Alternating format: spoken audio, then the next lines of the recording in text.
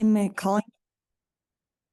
Now I am calling to order the October 20th, 2025 BOSAC meeting. So we'll do roll call. Matt Powers. Here. David Rossi. Here. Nikki. Here. Chris Settle. Here. Bobby Zanka. Here.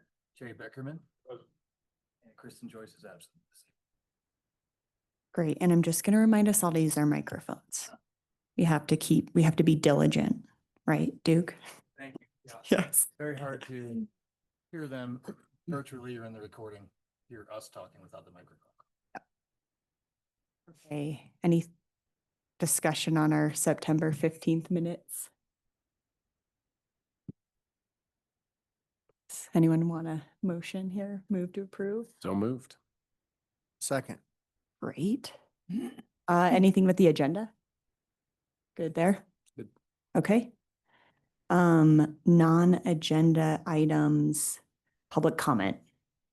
Mia, do you have anything you want to say? Just kidding. You don't have to talk unless you want to. You're always welcome. She's my neighbor and my friend.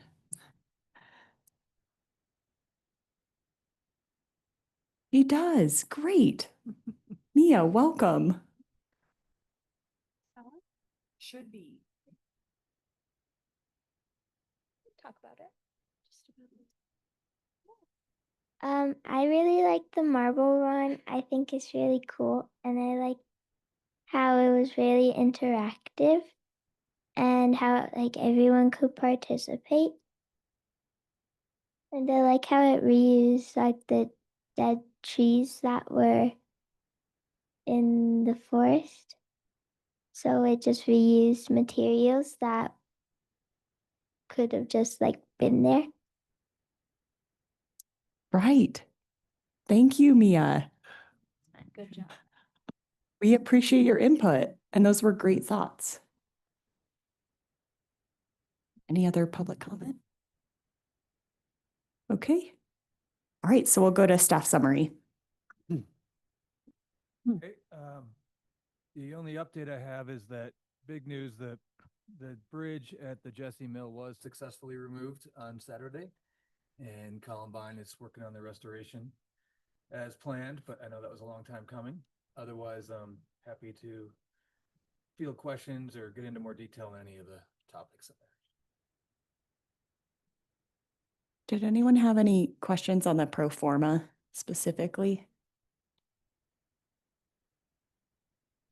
I'm happy to cover that in greater detail a little bit later if we care to revisit that. Okay. Good there. What's the extent of the redoing the area around the Jesse? Like, is it gonna be pretty like, obviously people aren't going to go up to the mill itself, right? Right. And Right. so will there be kind of natural Mhm. native vegetation kind of around there? Yes, and I know they need to make sure the banks are stabilized and revegetate that, and otherwise, yeah, natural vegetation. I'm not sure. Are you aware of any other measures that are stipulated, Catherine? I think that's it. And then, there'll be the CDPHE inspection, make sure they feel good about the work that was done and it's not adding to any contamination. And so they need to sign off on it before the project is complete. Everything's done. Cool.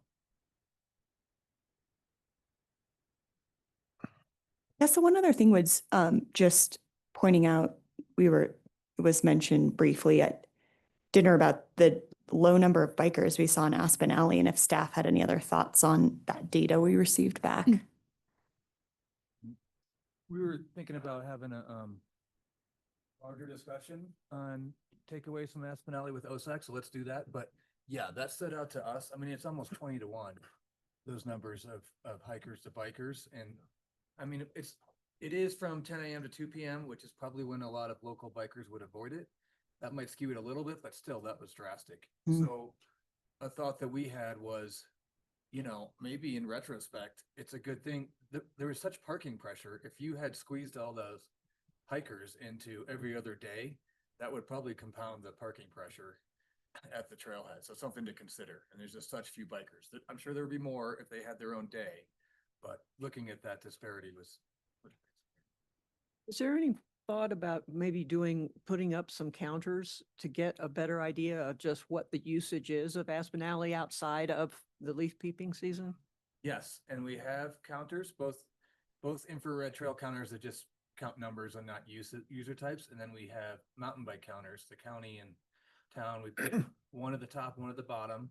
They're a little finicky, but we've been gathering data all summer and fall, and we will share that at the Alex and Allison are compiling that, and we're going to have a big visitor use report at our joint meeting with OSAC next month. But we are tracking the use summer and fall. We'll keep it up. So we are tracking the different user types.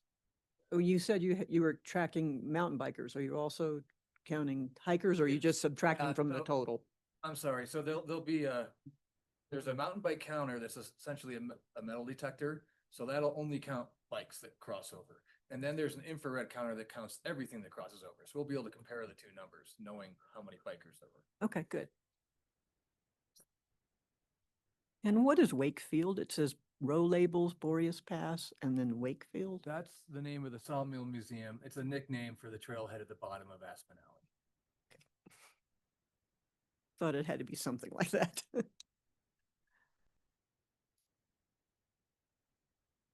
Oh. Oh, I might look at it. Oh, there we go. I'm really sorry. That's very hypocritical. Thank you, Chris. Okay, anything else on staff summary? All right, then we will move on to Breck Create. Come on down.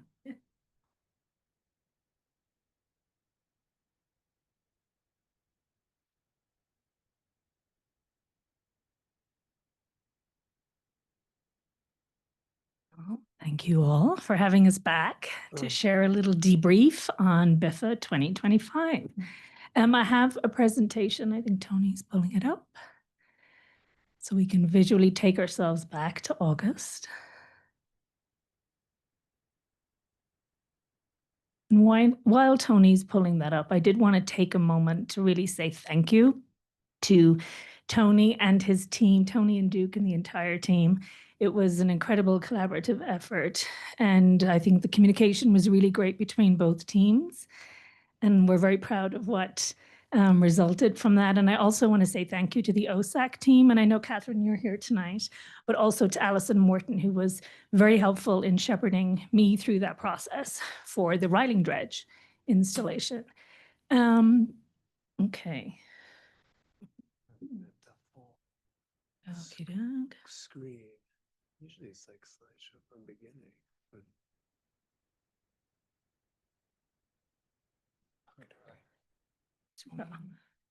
Thank you. So I wanted to start with Iowa Hill and the beautiful Anna Sukalarkis installation. And as many of you may recall, Anna is a Navajo artist. She is Greek Creek and also, as I mentioned, enrolled in the Navajo Nation. She's presented this in many different locations outside on museum grounds, but this was the first time it was in a natural setting. And she said it was by far her favorite environment. Took a little convincing at the beginning.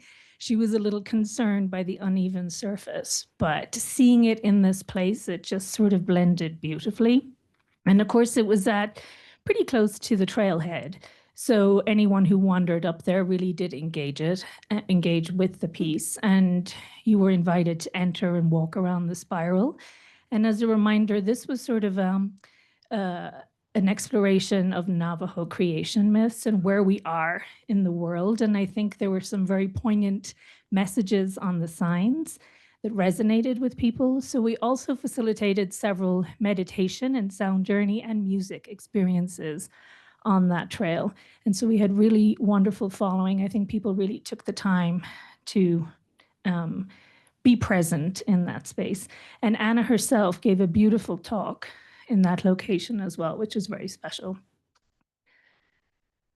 And then on Moonstone, we worked with Justin Tyler Tate, who installed 4 sculptures, part of a series titled Incunabula. And as you recall, when we presented this, the idea is that these were sculptures made from natural materials. And with he was very interested in mycelium and natural plants and native plants to the area, that he worked with Tony's team, the naturalists, and really sort of learned more about that and integrated those into these sculptures. And Justin is coming back next summer, and the idea is to sort of document these over time. And they were wonderful sort of interventions along this trail. And here are sort of snapshots of the other 3. And I think they blended beautifully into the natural environment and prompted some curiosity, but also tied beautifully to Bill Orsich's piece. And the 2 really they were very aligned in their vision for their works, in really connecting people with nature. And again, this use of natural materials. As you know, Bill had the very successful Riling Dredge installation in BIFA 2024. And so I feel like he exceeded all of our expectations for this one with this beautiful experience in nature, and then creating this sort of womb, meditation womb, where people could really sit and meditate and connect. And I think I saw several of you out on the trail in that one. So we have a little summary video. Bill is great for documenting things. So you can kind of get the reactions of many who. What is so experienced it. fascinating is thinking deeper about how the plants communicate, how we can hear them on a level that we don't quite understand. And this is a very cool way to make that a little bit easier to understand. It is such a beautiful immersion in nature and sound. The connection I feel to everything around me is indescribable. Felt like I was in a different world. And if the forest could speak, this is what she would sound like. You feel the movement in the earth, and it's just such a fun installation. It's always so delightful to have a surprise like this as you're hiking.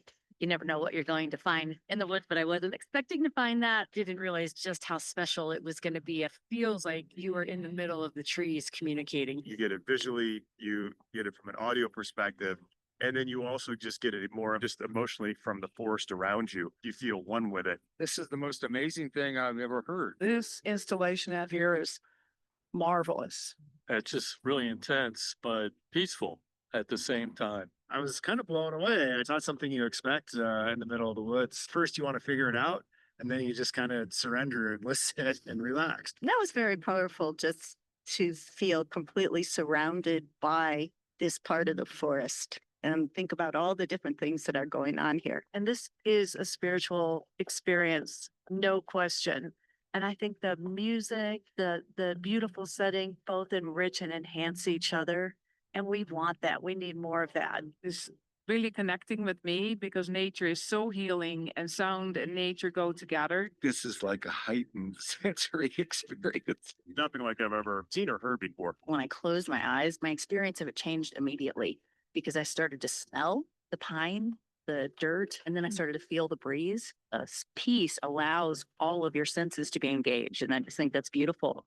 The sound is phenomenal. The message is phenomenal. For me, it was evocative of the big disconnect between humans and their natural surroundings. It sounds like Mother Earth is grumbling and she's angry because we are really messing her up. So much care and attention placed into the physical structures themselves. The more you look, the more you are excited to be here. I felt like things were so alive. A wonderful experience. Yeah, it's really a great piece of work. I think you guys have a lot of heart vision in what you put together. And I'm glad to hear that with local artists participating and making it here. It's sort of mind-boggling, and it makes me feel good. It's an experience that sits and lingers longer than just the 20 minutes. So different and very cool. I would say this is the best thing I've seen so far. I don't know, half dozen years of coming to BIFA and the outdoor exhibits. This is just amazing. I love these installations in the forest. This is our 6th year to come to BIFA.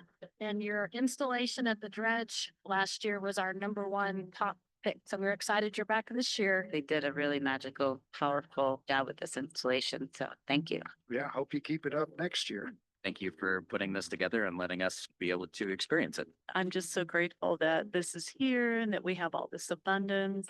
Thank you for putting this in the middle of nature and giving us this experience. It was fantastic. This reinforces how beautiful nature is and that you can even enhance it by what you've done to really see more of beauty.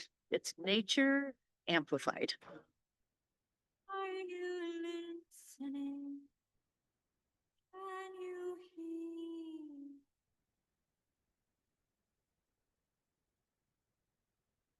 How do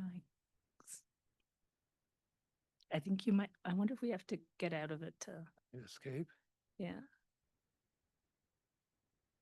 And then continue. So, Kurtz, yeah.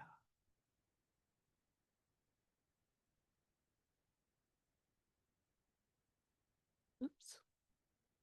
Let's see if it'll let me go. What is so What if you just scroll down? Yeah. There we go. All right. And then I can just do it from. Okay. Great. Okay, and then just a reminder as well, Nicole Banowitz, who created this wonderful inflatable work that was inspired by this very specific location at the Breckenridge site. And Nicole was our artist in residence fall 2024. And so she created this here and then came back towards the end of BIFA to install it for the last 2 days at this location. And it was very, very special. And she really took a lot of time to engage with visitors who came by to explain what she was doing with the work. And then on the image on the left is part of the performance piece where she came out of, she hid in the rocks and then sort of came out of this centerpiece. And so it was really beautiful and very unexpected in this location. And every day it was sort of, cleared away. So it was just there for a few hours. But I think the wonderful thing about all of these installations was how connected to this place all of the artists felt. And that was the true inspiration for each of the artworks and experiences. And so I think some of you may have met Joe Scolari and his brother and his friend Martino when they were here. They blended right in with our community. They ran a 5K over BIFA, and they just really embraced our mountain community, loved the locations, and really loved creating these interactive games for families. And of course, we had one in Illinois Creek and then the other one at the top of Little Mountain. And we received a lot of feedback from families about, how kids sometimes maybe are not so excited about hiking to the top of something, and there was no complaining because they knew what they were going to. And so I felt that was really special, seeing kids of all ages, young and old, out there with their marbles. And this is the top of Little Mountain. And so when we chatted the last time, we agreed to circle back at the end of the summer to kind of talk to you all, see how things went. Just some takeaways from our point of view from Brett Create.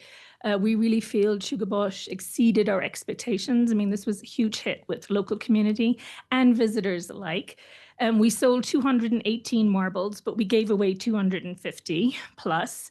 And then we invited local camps and childcare facilities to, we gave them marbles to go up so that they could engage with it to really make this accessible for everyone. And given the overall success of this and the financial investment, we would like to recommend moving forward with making these games permanent, and would just love to hear your thoughts. And then should we proceed with that, of course, we would work on more permanent signage that we would work in collaboration with Tony's team on, but also clearer wayfinding. We would also make it accessible to get the marbles out at that location. That was definitely something we want to address moving forward, but the investment in that, we sort of need more of a commitment before we can go forward. One of the ideas is exploring a vending machine option, which is what they use at Bobosco in Switzerland. And then, also just kind of a reminder that this would become an addition. Well, we would have to go through the process to the town's public art collection. And of course, there would be ongoing care and maintenance. So the proceeds from those sales would help support that. And there are certain elements that would be deinstalled for the winter, and the gondola feature in the Illinois Creek. And then there are some ropes in the upper Little Mountain Trail game. And we did have a collection bin out there, which we received all sorts of things except marbles. And so yeah, you can imagine. But I think people really wanted to keep their marbles, or if it was very sweet, many folks left marbles there for the next person. So yeah, we would love to hear your thoughts. And I hope you all had a chance to play. Maybe before BOSAC goes, I'd love to hear from staff in terms of their perspective on maintenance and maybe the allocation of some of these tasks that would have to be completed to make this work, like the signage, or would maintenance be BCA or? It would be Breckenridge, because right now we oversee the maintenance of all the public art collection. And then, but if there's a problem out there, if Tony's team sees something, they'll let us know and we can go out and address it. And some things will be in partnership. If we need to repair a section or whatnot, we would work closely on that. But right now, Breckenridge is responsible for the maintenance of the public art collection throughout the town. And that includes the troll as well. Yeah. Okay. Or perhaps any consideration staff has before we talk. I only like to put in that Joe did build these like structurally sound and to withstand the elements. Yeah. And maintenance wise, yes, there'll be a few tweaks here and there, but structurally they are built in a way that's sustainable and that will last for, something to consider. Do you, Tony, have any concerns that we might not be aware of? I can't really think of any concerns. Seeing it in action over the summer and seeing it getting used, I think addressing the balls and having those more accessible was one of the main concerns. But seeing the enjoyment and the variety of ages that were playing with it was pretty special for the community. Yeah. Yeah. What are y'all thinking? I thought it was a really cool installation. I was not happy about the signage for it, though. There were something called environmental art. Didn't know that was supposed to take me there. Just the name of it on, and even if it's just a sticker temporarily, so people know where to go. I was a little frustrated with that. I had a 2-year-old who was already tired before we got to Illinois Creek. Yeah. And I couldn't take him running all over the place. Yeah, we had 2 different signs, environmental signs, which are general wayfinding signs, and then we did have Chuggabush specific signs as well. And we did hear you, Bobby, and after you shared that, we added more signage. Yeah, but I think we would look at something that is a bit more permanent and would really kind of help people. Similar, to what, the signage for the troll, for people so that they know how to get there. And what it means, what it's about. I think maybe a little story about the installation too would and I have a little fun thing to share at the end about that. And will you still be selling the marbles? Or yes. So the marbles, the sales will help offset long-term maintenance of the piece, but also help us recoup some of the cost. This was a considerable financial investment.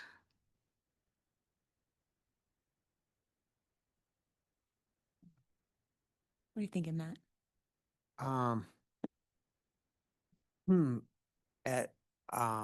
At Little Mountain in particular, I think that was sort of the original intent of that was to sort of create a hiker specific destination. And I'll admit that I did not go see it in person, so I'm asking this question.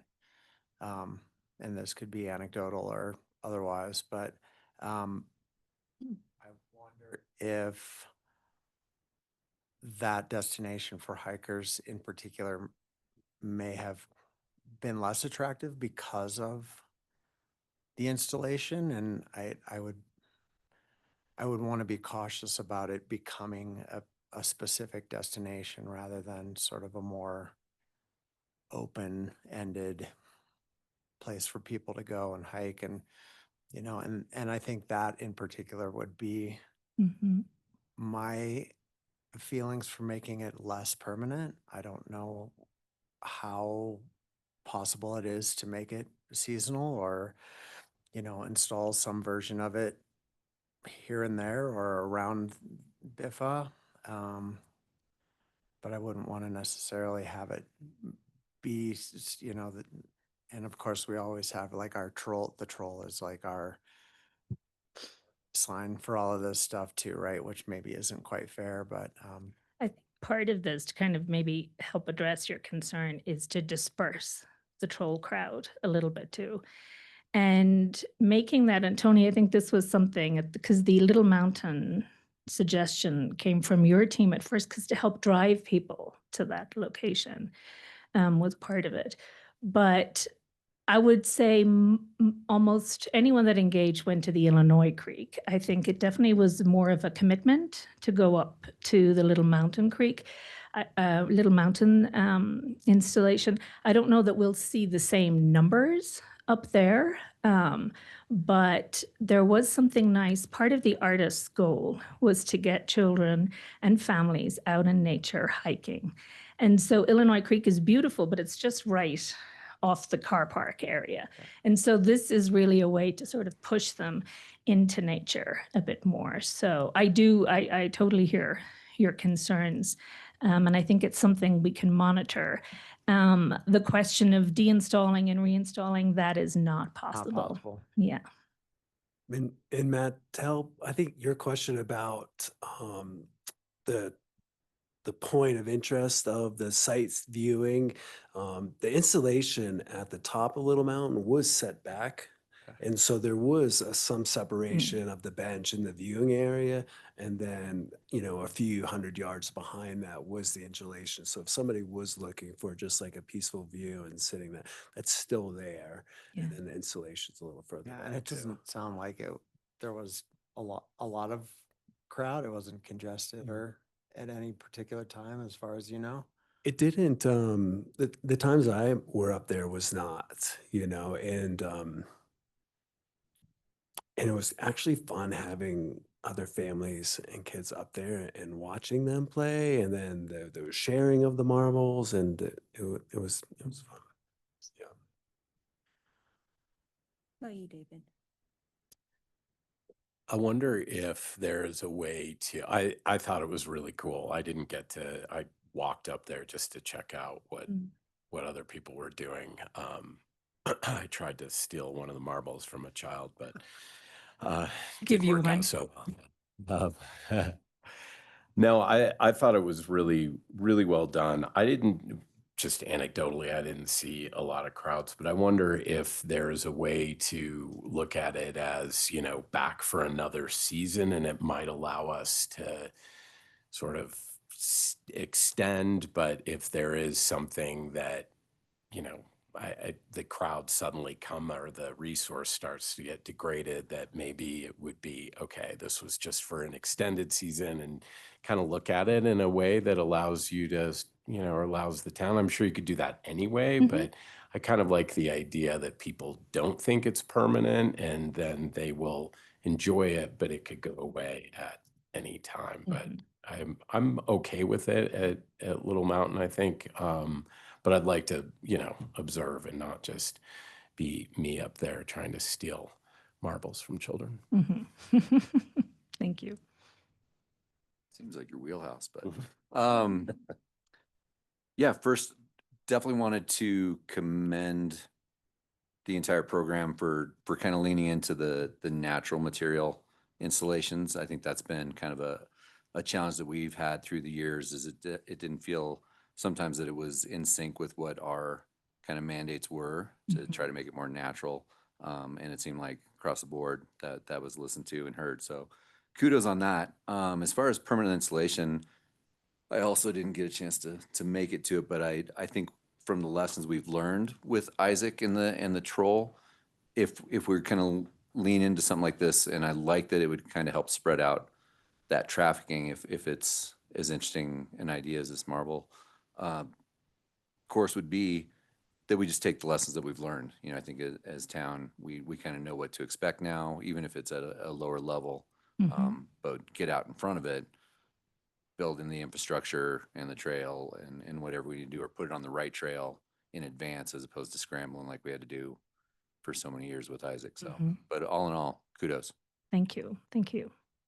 And I liked exactly what Chris said, that you really did listen to us about nature and making it natural and using natural supplies. And I thought it was, all of the ones that I went to were really good.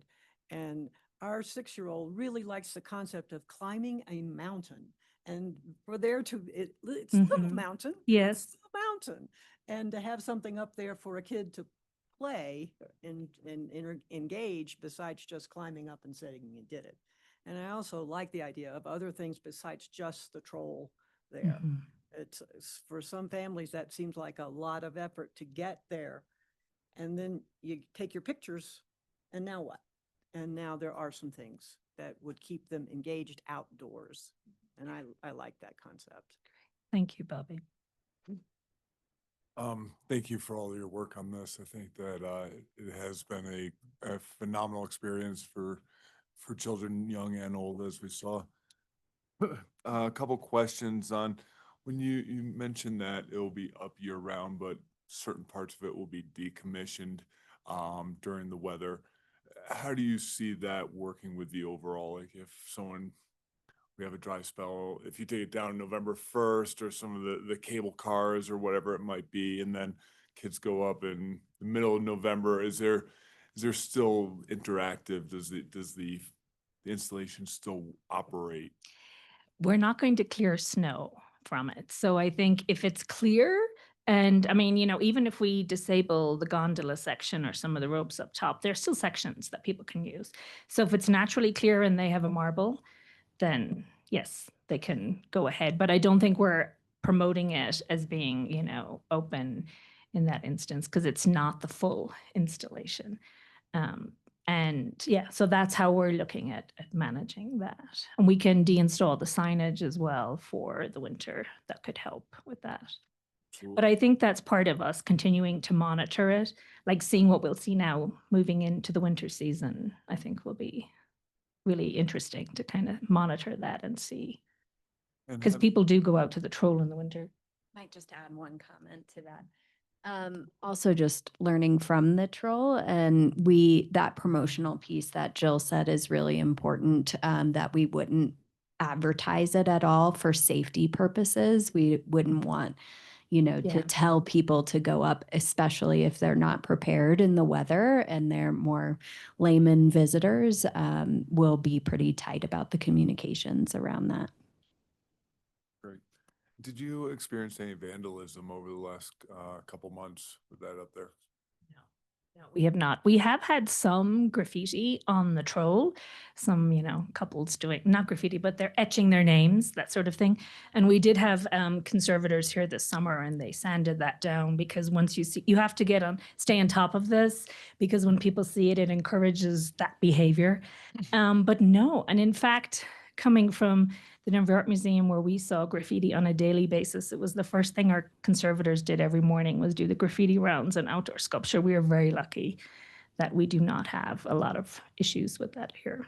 That's great. And as far as comments, I do think that the area is appropriate. We have a place that is served by public transportation, that has parking, that has the facilities, and can be a gathering place for people to go. And I think as far as the trail itself, it being a one-way, when you kind of get higher up on Little Mountain, I think it makes it very user-friendly where even if there is a volume of people, that it doesn't feel that way because you don't have that bi-directional traffic going on there. So I felt like that was a very appropriate way. And I know that one of our concerns before the installation was done was the amount of stomping and trail erosion or off the trail. And you didn't see much of that with that installation. You saw a lot more with some of the other ones where people were sitting and kind of being an audience. but with the active nature and the participatory nature of it, I think that it really kept a really great tight footprint on there, and so I'd be in support of keeping it. Thank you. Great. Thank you, Jay.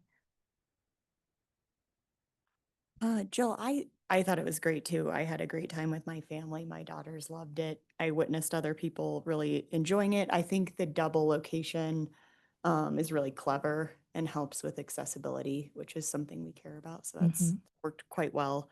I think, yeah, like Jay said, I think the location is really smart. The one-way trail is helpful.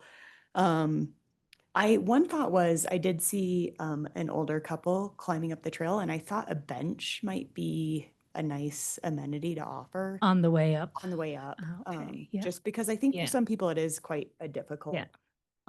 hill to climb, Yeah. mountain to climb. So just something to consider. I'm curious, you mentioned you're exploring the feasibility of the why am I spacing the word? The what's it called? Vending machine. How likely is your sense that that could work? I think, well, that's what they use in Switzerland, where Joe has his other installations. And so he's shared a lot with our team on how that works there. And there are lots of kind of off the shelf systems. I think it's just really where would it go? You know, we would have to kind of have conversations with the ice rink as well, just thinking of something outdoors, potentially having it indoors is maybe better. And so we're looking at that. We're also looking at QR code. Again, in the ice rink, potentially someone would just pay using a QR code and they would have a basket. We're trying to figure out ways to make it as easy as possible for everybody involved. And so, but we have time through the winter to have something in place and to circle back with this group on what that recommendation is. Yeah. In that case, who would make the marbles if you were to be able to use a vending machine? So we've just ordered them. Oh, online. okay. Yeah. Okay. Yeah. Okay. Got it. Yeah. We order them to a certain diameter. And then when you order in bulk, they come in pretty affordable. Okay. And they're wood, I assume. Yes, they're ash. They have to be a hardwood. Okay. Yeah. Great. I think that was everything I had. Staff, did you have anything else before? I guess I'd just like to, I'm still concerned about the marbles. I thought it was great and I share all the sentiments. My kids loved it. This past weekend, my 79-year-old dad was visiting and my young kids and dad and I all went to the top of a little mountain and did it. And we wouldn't have done that otherwise. It was really great. That's awesome. And I agree that the installation is set back, kind of tucked away on top of Little Mountain, so it doesn't interfere with the kind of viewing experience. And there is actually a rock bench on the way up that my dad rested on. Oh, good. Lift it. But I do have, I would love to see free marbles at both installations. It just feels like we're creating a barrier to this. And I don't know, maybe it's naive, but I don't think that marbles proceeds should have to fund the maintenance. I think if we're going to create this for people to use, we should make it easy to use. You get marbles when you get to the installation.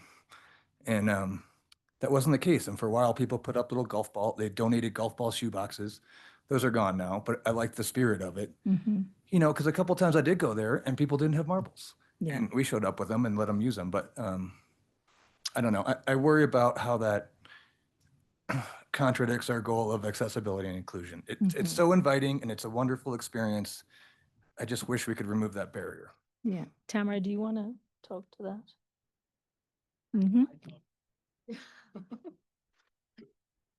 Sure. I mean, I think we love, obviously, the idea of accessibility. It's part of our goals and values at Breckenridge. But it also is expensive to maintain not only this, but all of the 34 other pieces of public art that we have. We are happy to do this. We've been charged by the council and the town to recover as much cost as possible over the last 10 years. So if that is the direction we go, which we would clearly support, we just want to make sure that this commission makes that recommendation to town council, and that it is also clear that, assuming the cost of the marbles and the maintenance over time, whatever period that is, would become part of the Breckenridge budget. Do you think if you had a large basket of marbles and had a very nice sign that said, please don't take these, they're for the community, would it ever be worth a trial period just to see if they disappeared or perhaps did not? I think everything's worth trying. Yeah. That's part of what creativity is. And just that experimentation is a great element of our DNA as an organization and a community. So absolutely, that's something we could do. Yeah. I think almost we had a bit of that. Yeah, I mean, we gave away more than we sold. And so I think there's very much, I know Rob and I always had a stash of them with us every time we went up there just to hand them out, in case. And sort of spreading that goodwill as well, even when folks, I think, bought some, they did leave them there. The unfortunate thing about the golf balls is the weight is not quite right. No, they bounce. Yeah. Yeah, and the size. But yeah, I mean, we can chat more about that. Being a marble sponsor. Oh, Sarah, go ahead. Like literally, that's exactly what I was gonna say. Just representing the lodging community. Personally speaking, from a front desk experience, we're always trying to go above and beyond. And the little children that check in with their families, it would be a good experience for them to say, oh, hey, I've got a great idea for you. Here's a couple of marbles. Here's a map. This is where you go. But for example, the lodging community, a hotel would purchase 200 marbles and then they would give that out complimentary to their guests. So a sponsored marble opportunity might be the way to go. Thanks, Sarah. Any other thoughts from BOSAC on this particular discourse with the marbles? Chris, what's the answer? I just love that we're talking about marbles I and do fun and too. play. I do too. You guys touched one. So we do have branding opportunities on the marbles that also increase the costs of them. But this is Rob's personal marble that he has engraved. I know Tamara's, I'm overstepping my bounds here by saying something, but the balls in particular is something Rob Phipps, I got to help build this. I was honored to help do that. I love it. Everybody I've been around loves it. With the balls in particular, I got to be ball fairy a lot of the times because I'd carry them in my pockets and make sure people had them. And it was hard to watch people with the golf balls because they were bouncing out, because they were getting stuck in the pegs, because they wouldn't come out of the gondola. So I think the idea of free balls is incredible to make sure that everybody can always play with it, because that was my biggest concern, was having disappointed people there not being able to play with it. But our opportunity, I think, in that we can have classes, we can have events where people can come paint them. They look amazing when they're rolling through and they've got colors on them. I was told to stop giving those away. I did a lot of laser etching like that, thanks to the artists, thanks to people that helped us. And everybody that saw them said you need to stop giving them away and charge people for this. So I think there's an element of that there. There's lots of opportunities. We'll definitely go back to the team and talk to the community and come back with a plan. Okay, great. Thanks, Tamara. I don't sense that anyone's adamantly against this, but we could vote. Just how do we feel about voting? Matt, do you want to vote so we're official? You're okay with Official vote? Yeah. recommending this? Yeah, I am. And again, like, the last time we spoke about this, I was in favor of it coming to an end now. And Dave's recommendation that we reevaluate a year from now seems reasonable to me. So that would be my recommendation. He voted for me. So. Okay. So Dave's a yes. Yeah, I'm in favor. Okay. Me too. I like it. I would love it to be there. Yes. Great. Okay, me too. So we highly recommend it. Great. Thank you. Thank you all. Coming back. I have one more slide, and this is just going to be a quick one.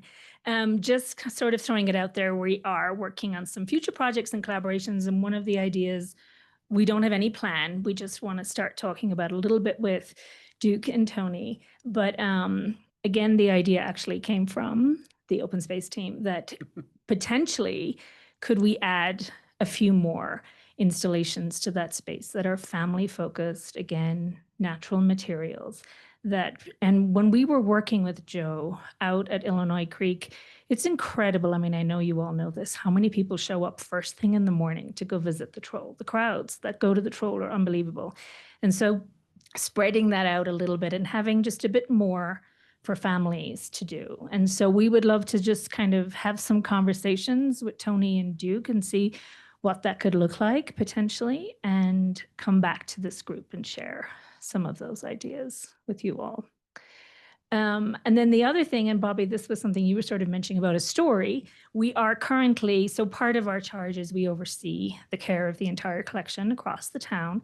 And we have an audio tour right now, which adds more information to the artworks, but actually we're developing a family interactive audio tour. And it's sort of this fun scavenger hunt type tour for families to do. And so the idea is as well to kind of incorporate Chuggabush and the Troll, but also other works around the town, so that families and children are actively seeking these out and having sort of this fun story that's taking them on that direction. This project is already in the works, and we're collaborating with Breck History on this as well, and potentially the NRO and a music component. And then the other project, which we're, just someone, Laura Hickey reached out to us about future programming ideas and potential public art out at the McCain property. So those conversations for us are just starting. I think we have our first meeting tomorrow just to kind of understand more. But these are future collaborations and projects that we're excited to work with you all on. And that's it. I'm gonna ask one more question on the marbles. Yeah. If I missed this, I apologize, but what is the total goal as far as the revenue or anticipated revenue? To support maintenance and upkeep, but also recoup some of the costs. Yeah, but do you know what that dollar amount is? The cost? Yeah. It was a $40,000 project. Okay. So we want to sell $40,000 in marbles. 4,000. Also help support other public art. Did you say 40 or 4? 40, Yeah. 40. Thank you. Great. Thank you so much. Thank you. The video was great. Thank you. Bill, no. Thank you, guys. I recognize a few people. Yeah, know that. I did too. I'm in a while, but recognize. All right. BCA, BHA, that's wrong. All right, THK, we'll have you come on up. So Tony's going to pull up the presentation from your packet, and we have Sam Spicer and Craig Karn, and Laura Hickey is joining virtually from CDR. And just a refresher, this is their draft for a final concept design, and I know you have been heavily involved to get to this point, but critical that we get your feedback now, because next steps will be take this design with your input to an open house at a community meeting at the rec center on Thursday night, planning commission on the 4th. This will be their first view of it. And then a final meeting with council on November 11th. And then we've been meeting with Public Works along the way too. So we'll get continued input from them, make sure we're addressing their concerns. And then THK will come up with their final concept, proposed master plan for this area, and then we'll start moving forward. So that we'll receive at the end of December. So that's where we are in the process. Thanks for coming back. Yeah, thank you guys for having us again. For this evening, I would like Laura to start just to run through sort of round 2, phase 2 of the engagement efforts. So she has a handful of slides, and then we will dive into what we have developed from the concepts. So Laura, you're free to go. Hi, folks. Can you hear me okay? Yeah. Yes. Awesome. Well, thanks for the time, and thanks for the shout out from Brett Create. They gave you an update that we've connected with them to talk a little bit about how public art could maybe fit into the open space and management plan. The cadence of our engagement has really started with our presentations to this group, and then going out to the community and town council and such. So this is just an overview quickly of our phase 2 engagement. I just checked, and our story map is actually up to about 850 views, even from the last time I checked last week. So lots of folks engaging with the material, and a few kind of responding in the survey or through the question and comment form. We've been coordinating with a lot of additional stakeholders and partners in phase 2, just to make sure kind of we're checking about the opportunities to collaborate and things like that. If we want to go to the next slide, I can tell you a little bit about what we heard.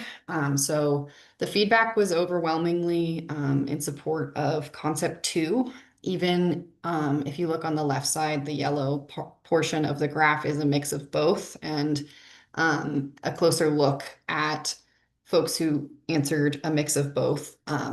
We're generally preferring concept 2 with the addition of some of the additional river access points that concept 1 presented. And this really was reflected in a lot of the feedback we heard from folks at our multiple meetings throughout as well. So if they didn't partake in the survey, the survey was still pretty reflective of what we were hearing from folks verbally.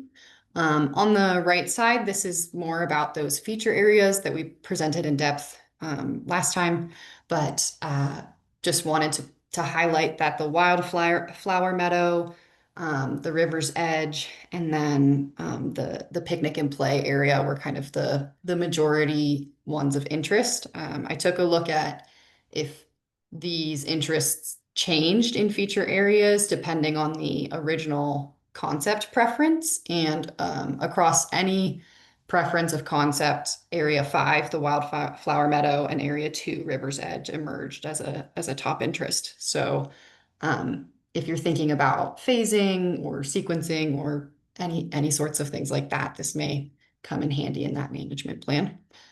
You can go on to the next slide. And phase 3 engagement, again, our phase kind of kicks off with this meeting here. We're hosting a community meeting at the rec center to present what you'll hear about tonight, then going to planning commission and town council in early November. And the story map will continue to be updated and hopefully visited. We have the question and comment form ongoing in that story map. With that, I'll hand it over to Sam and Craig, and I'm happy to answer any questions about engagement following. Yeah, before we get into the concepts, are there any questions about what Laura just covered? Laura, when you collected data for the feature area preferences, was it such that someone just said their first choice, or did they rank all of them? We asked them to select the feature areas that they were really interested in. So it was a select all that apply situation. Okay. And yeah, the wildflower meadow and river's edge where there's that river access point, was those were just really overwhelmingly positive feedback on those. Great, thanks. Okay, so then we'll move into what we have here, and I'm going to try to put this in full screen maybe. It's hard to read what's on the top here, but with the camera here. But anyways, okay, yeah, I can drag this. That's right. I forgot about that. Sorry. Okay. And then there we go. Great. Okay. So right here is what we have as our final concept plan right now. This wholesale takes into account all of the feedback we've received so far. And it is showing a single paved connection that is the rec path as it goes from the south end down by Coin Valley Road all the way up to the Vista Verde connection along the McCain Road section. And then everything else is being shown as a soft surface trail here.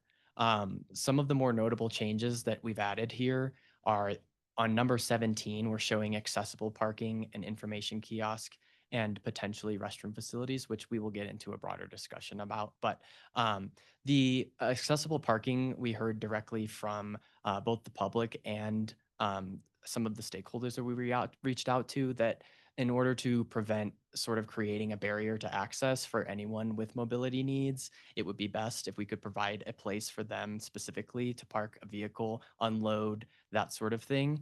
And so with that location being adjacent McCain Road as is, we figured that was a pretty suitable location. It's also where the main connection into the open space trail network is. So it creates a quicker connection for people as well. You're not forced to walk down the entire rec path from the parking. And then the other significant change was that we have just sort of moved things around to accommodate every other interest group as well. And so for public works snow storage, we're preserving the lot as it is currently, recognizing that that's what is needed from their perspective for snow storage. And we want to preserve that and make sure that they have what they need to do their operations. And then we're also showing the proposed easement on the school parcel for both the rec path alignment and just the connection from the sort of middle of the site over to Vista Verde via the soft surface trail. And that would be something that would just get negotiated.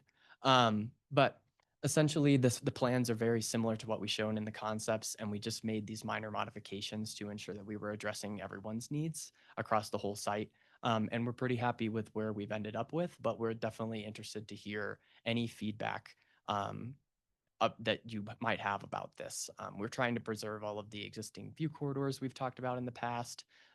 We've strengthened some of the connections, providing a handful of options so that it's not quite just one path that you have to take, and providing some flexibility to the way that people might use the space.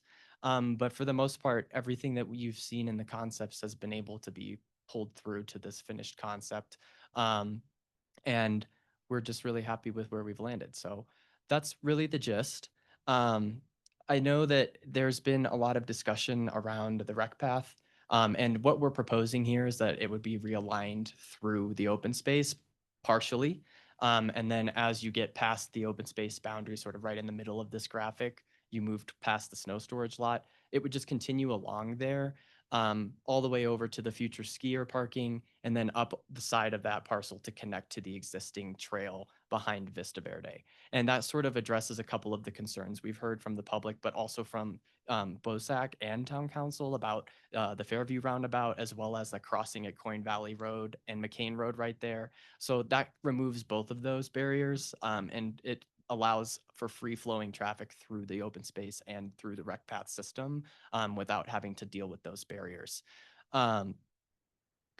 And then there's the other thing that I think we're really looking for feedback from you all before we finalize it into the concept, but there are some concern about additional access from the skier parking lot, recognizing that there will be some spots available for open space users in the off season, and how we get them from that parking lot into the open space quickly, efficiently, and in a not so cumbersome way if possible.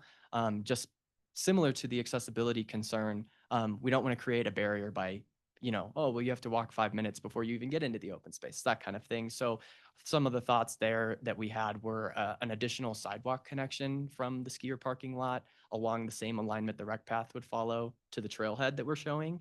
And then, there's options for other connections as well, but that seems to be sort of the most clear-cut, quick way to do so. I guess really the question was, do we feel we need an additional connection above and beyond the rec path being there? Do we think there's a conflict of interest with pedestrians versus bike users and what that dynamic might look like?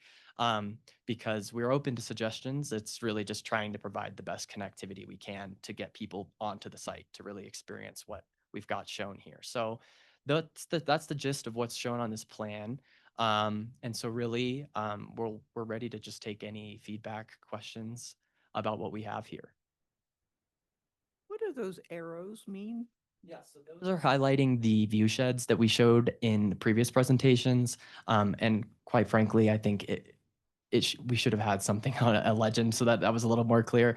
But yes, those are just highlighting the views that we sort of have been talking about this whole time that we're trying to preserve and what we can keep, and sort of what the main pieces of from the road and from inside the open space would be in terms of that. Yeah. Thank you.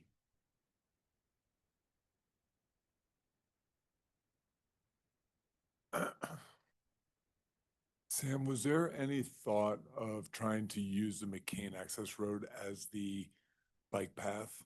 Was that ever, of you, instead of having additional paved area of utilizing that?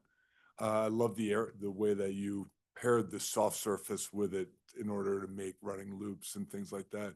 I was just curious if that would have been an option. Yeah, well, I know that there are existing bike lanes on McCain Road, I believe. I'm not sure how much use they get, but one of the reasons why we've kind of been avoiding that as a potential option is because we've heard a lot from the public that that's not necessarily the most desirable route, just due to the nature of being on the same surface as a car. It's not quite as relaxed as it would be when it's grade separated and sort of is in its own corridor. And then I just know that there was a lot of, mainly it was to address the conflict points. And I think moving it onto the site and then within the right of way of McCain Road helps solve a lot of those conflicts of interest, while also still creating that connection. And that's really where it came from, though. It was mostly public feedback, and we were just trying to avoid bikers on the roads if we can, especially when there's an opportunity to provide them with another access. Makes sense.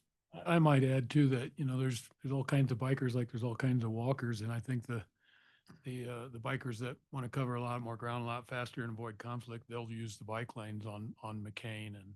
But there's still the option for the more recreational rider or people like me that avoid cars like the plague to ride within the open space. So and that's also why we suggested a smaller amount of hard surface in doing the DG as well, because we're just looking for that balance.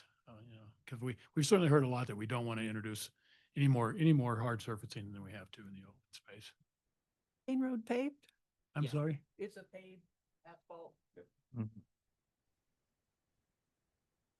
I mean, I suspect that people out for a dedicated bike ride are gonna stay on the bike path as it exists right now anyway.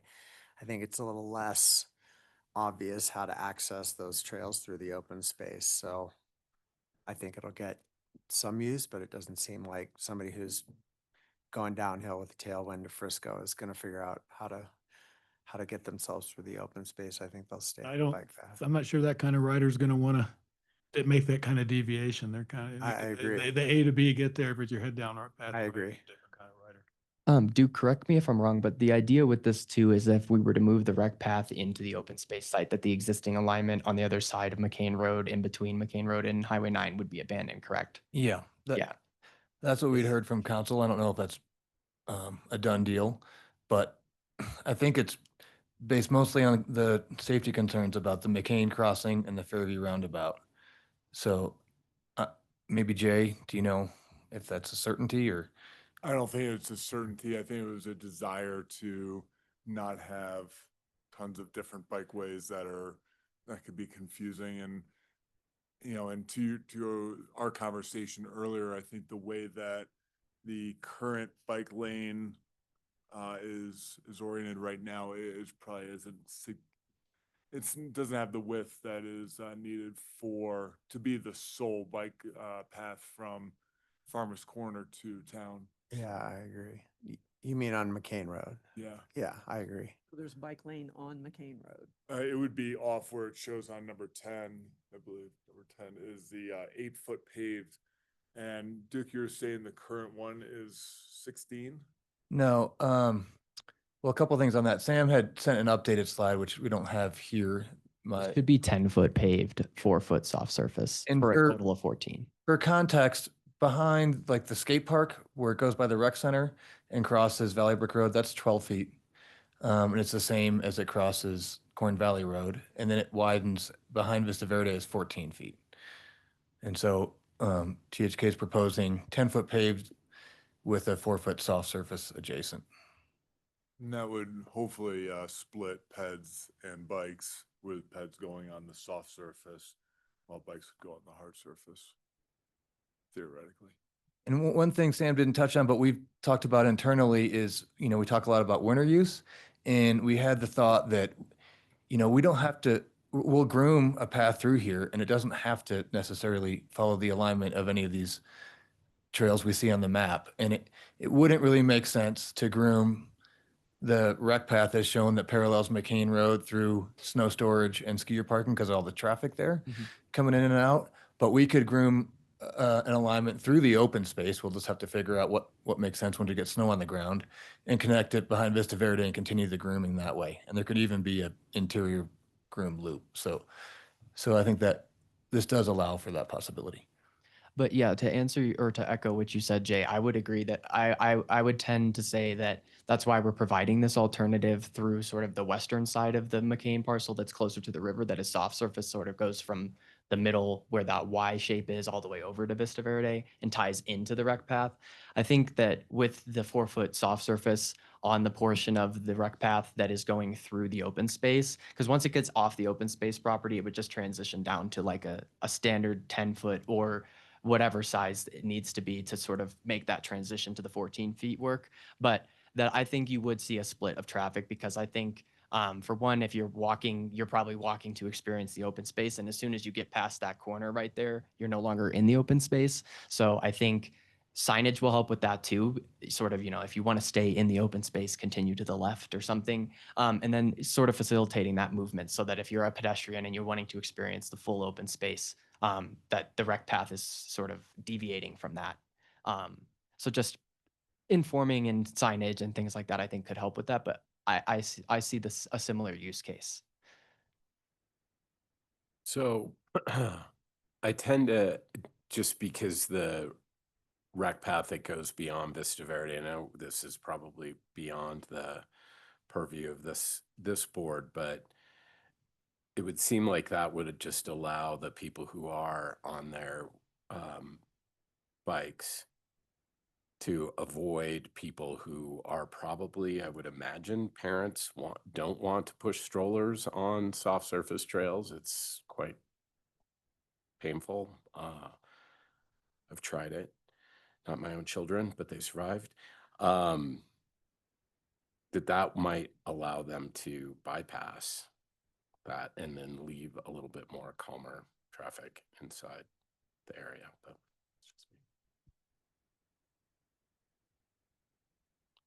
questions or?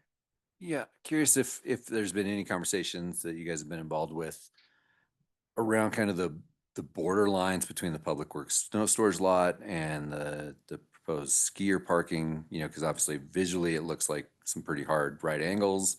And it seems in opposition to what we're trying to do with the General McCain.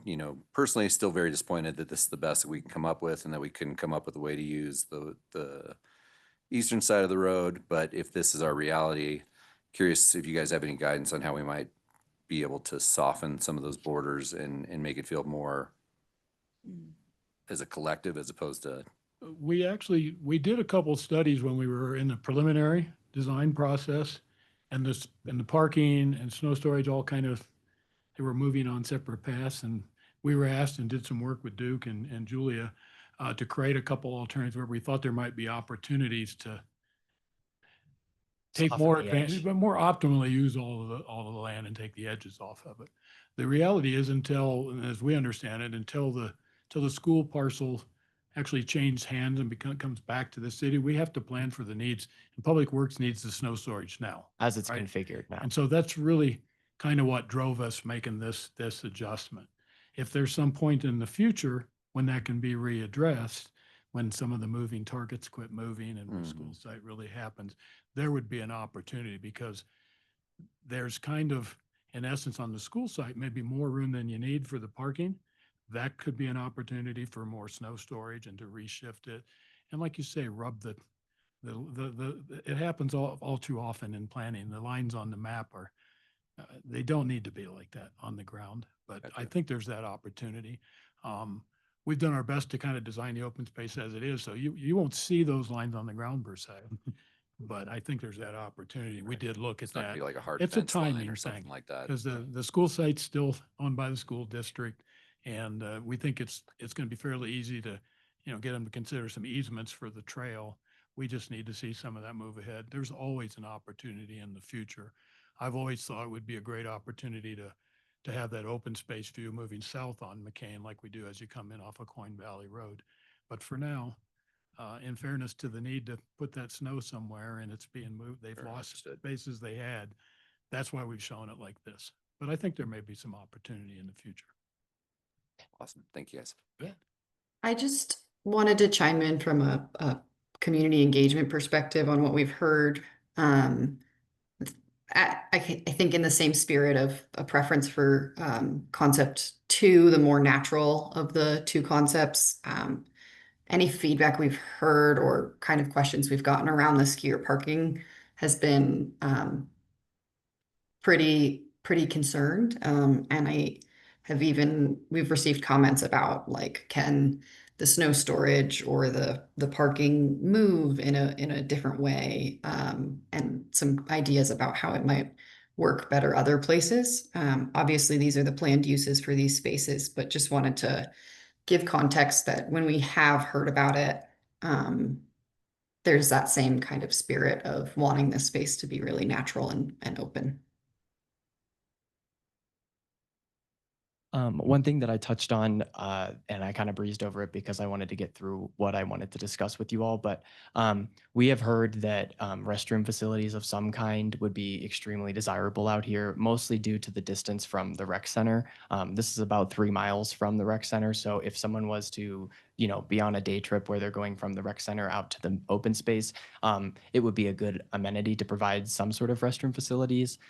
Recognizing, as Duke has filled us in on the information, we don't have water access out here, so we couldn't do like full service flushable facilities and provide water fountains. But there's certainly the option to do porta potties and create enclosures that have natural materials such as stone, wood, etc., and put them in there so that it's not just a green or blue shack out there. We also, there's always the opportunity to use a vault system, although those tend to be somewhat undesirable depending on who you are and where they're located, especially if they're not sited properly. All of those sorts of things, but definitely something we've heard of from the public and even from some of the stakeholders that we've reached out to. So really just wanted to sort of get that in front of you all as something we've heard and something that we would like to include, and really just sort of if there was a preference one way or another towards a vaulted system versus porta potties in an enclosure, any of that sort of thing. I'm just going to add quickly here too that the interest in the bathroom is also rooted in wanting to make sure there aren't extra pressures on the Vista Verde apartments or the community center over there that are kind of overflowing from the open space as well.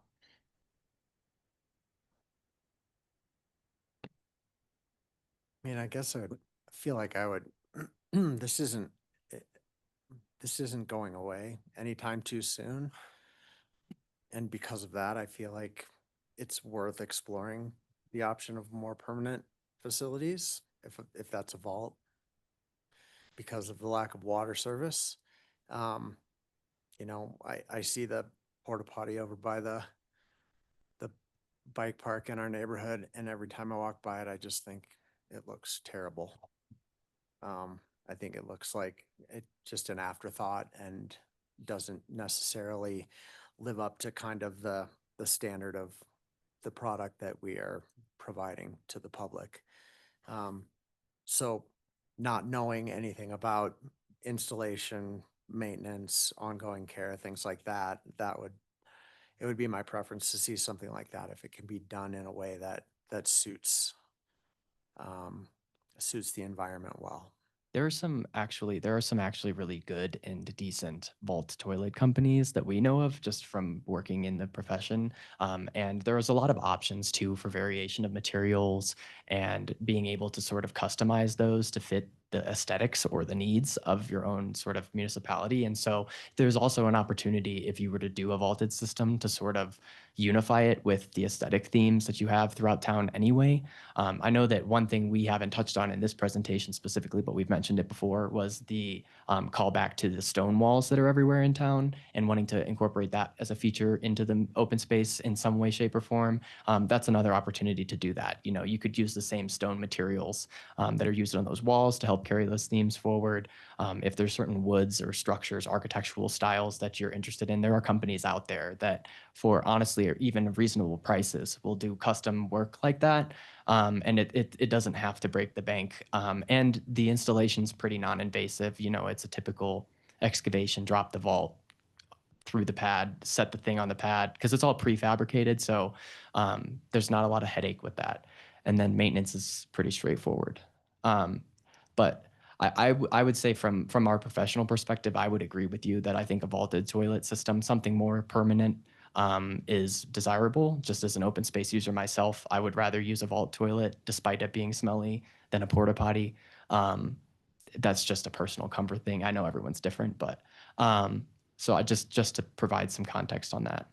Yeah, and I think it, you know, in a bigger picture, I think we might wind up exploring other areas where that could be useful also. So this could be a good opportunity to kind of give it a good run. Also curious, and maybe I missed this, but the accessible parking seems almost like a little bit of a duplicate in a way with the fact that we're gonna have 500 spaces that are available just north of where we're talking about that will probably have restroom facilities that will be accessible, will be flat. Just curious, and I understand wanting to be in the middle of this property, but I guess not thinking about, or if we've considered the fact that this is going to be, the town's poured a lot of money and resources into flattening it and graveling it and make sure it's dry. I don't think it's going away anytime soon. Is there any opportunity to utilize what's already there instead of To adding provide more? that parking you're asking specifically, or just access in general? Sorry. I just didn't access, like, do we need additional parking spaces when there's 500 within a stone's throw? Yeah. So That suggestion, go ahead, Laura. Sorry. that suggestion came from the Breckenridge Outdoor Education Center. We did ask them specifically and let them know about the future skier parking. And they shared with us that even that kind of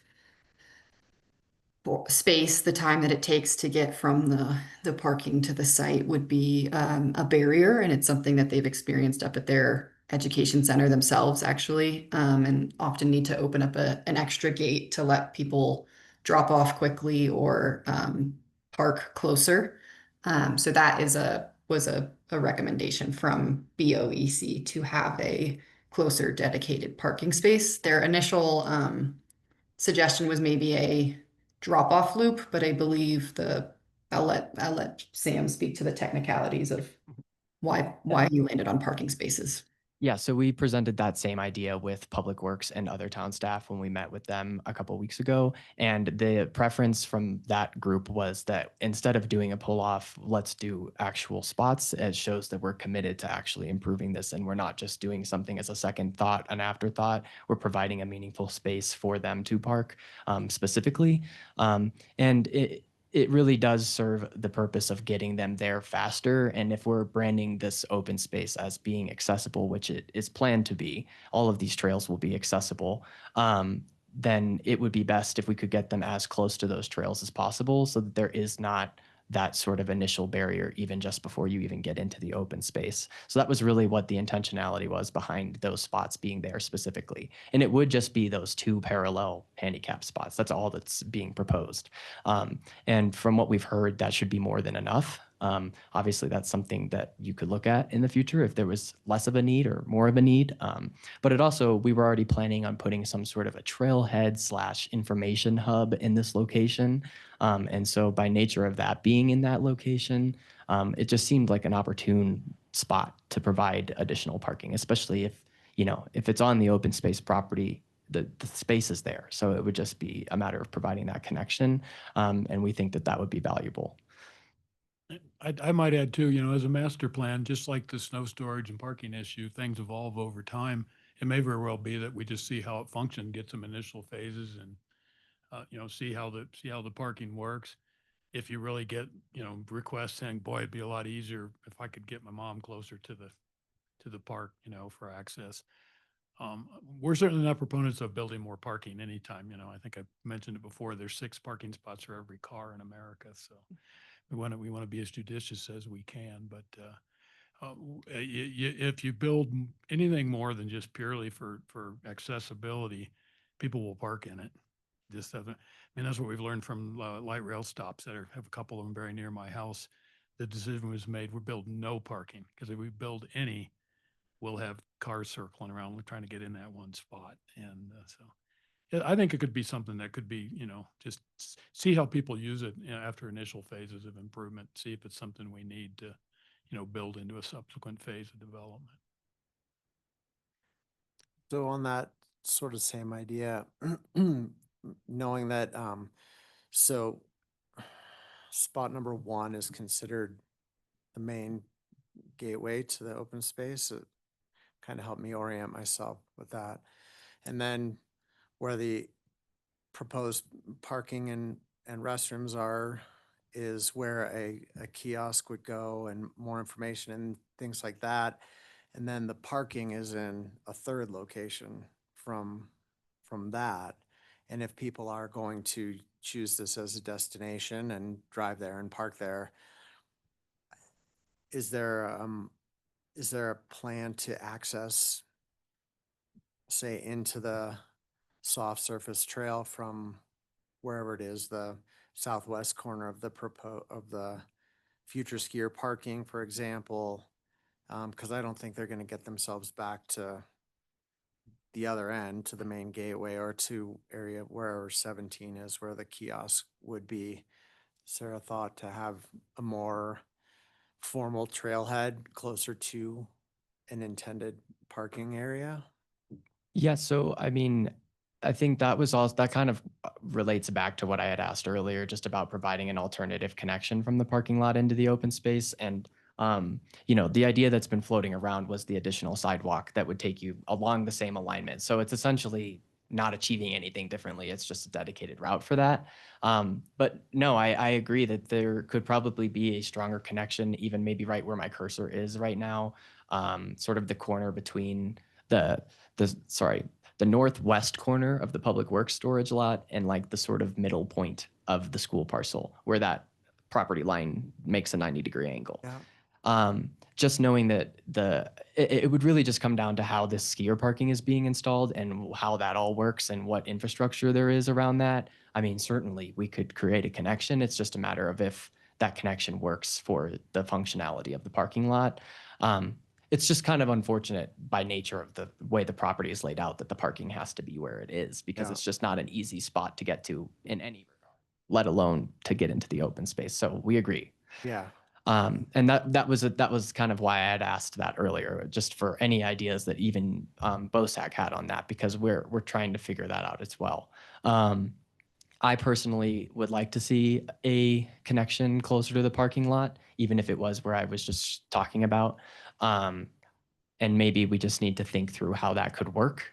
But it's also sort of tied up in the school parcel and how that gets handled, and the timeline of all of that. We're already talking about proposing an easement for the trail along the northern edge of that. And so, we'd have to look at doing either a potential easement for the access into the open space from there as well. So it's just, there's a lot of like legal and other ramifications, I guess, that we'd have to consider. But yeah, we were thinking about that as well. Like, I think if the parking becomes a permanent feature, I think you'll get a social trail whether you build one or not. So I think we're going to want to make a trail connection go, but we need to see how it gets configured. And if we get additional snow storage, all those kind of things, but it would make sense to make a trail connection out, because then people even get a walk loop, it just gives them a different option. Yeah, a loop is a great call too. And certainly if that's where people are going to wind up accessing, and you feel like there is a strong need to provide them with information on the way in the form of a kiosk or other signage, that I would suspect that would be where most people are going to access from. Yeah, if they're driving, right? People are going to come on their bikes from number one, from the south end, hopefully, right? But I think that an equal number of people will get there in their cars. I think we need to see how the work evolves with the parking lot and things, but I think it would be easy enough to achieve that. Then we can decide where's the best place for information kiosk, when we can see that move ahead a little more. And we could put an initial kiosk in it, at the south end at Coin Valley Road, So people know this wonderful new space, and then we can see how these other uses evolve and decide where another location would be appropriate. And we can probably bake recommendations into the final report that we put together for this specific problem or solution, whatever we want to call it. But yeah. Sorry, do you have any idea of the distance between where your cursor is and to the trail, the soft surface trail? From here up to here. Yeah. Well, this is kind of hard because this is a 24 by 36. So the scale may not be exactly, but I would say it's probably 150 to 200 feet. Not very far. Too bad. No.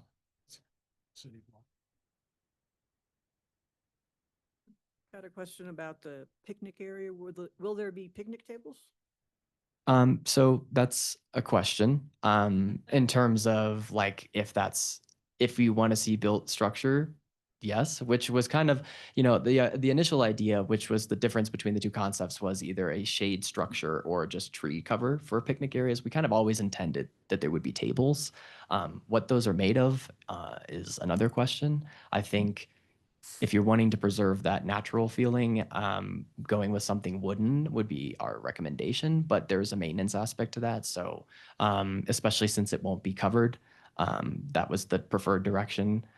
So these picnic areas will mostly be shaded by tree cover. And so that's another thing to consider too initially, is that you won't have tree cover. So that was another thing I wanted to ask about, was if there was any thought to what interim shade cover we could provide in these locations if we weren't going to put a full-on shade structure out there. There are sails and posts configurations that you can do. There's a wide variety of different things, and they can be pretty permanent as well. Or temporary, depending on what the use case is. And so that was another thing we were concerned about, because obviously if people are going to be using these picnic spaces, we want to make sure they're not getting sunburnt, they're protected from the elements to some degree. The plant material will help with that as it matures, obviously. But there would be a time period where you're waiting for that plant material to fill in, where you might want to consider providing artificial shade, for lack of a better word. But yeah, I think we envisioned it in all of these locations, sort of, you can see these like tan circles. These are kind of the spots we were thinking we would have those like sort of picnic gathering areas. And they don't have to be circles, just that we would like to provide that as a feature in most of the areas that we're showing as features.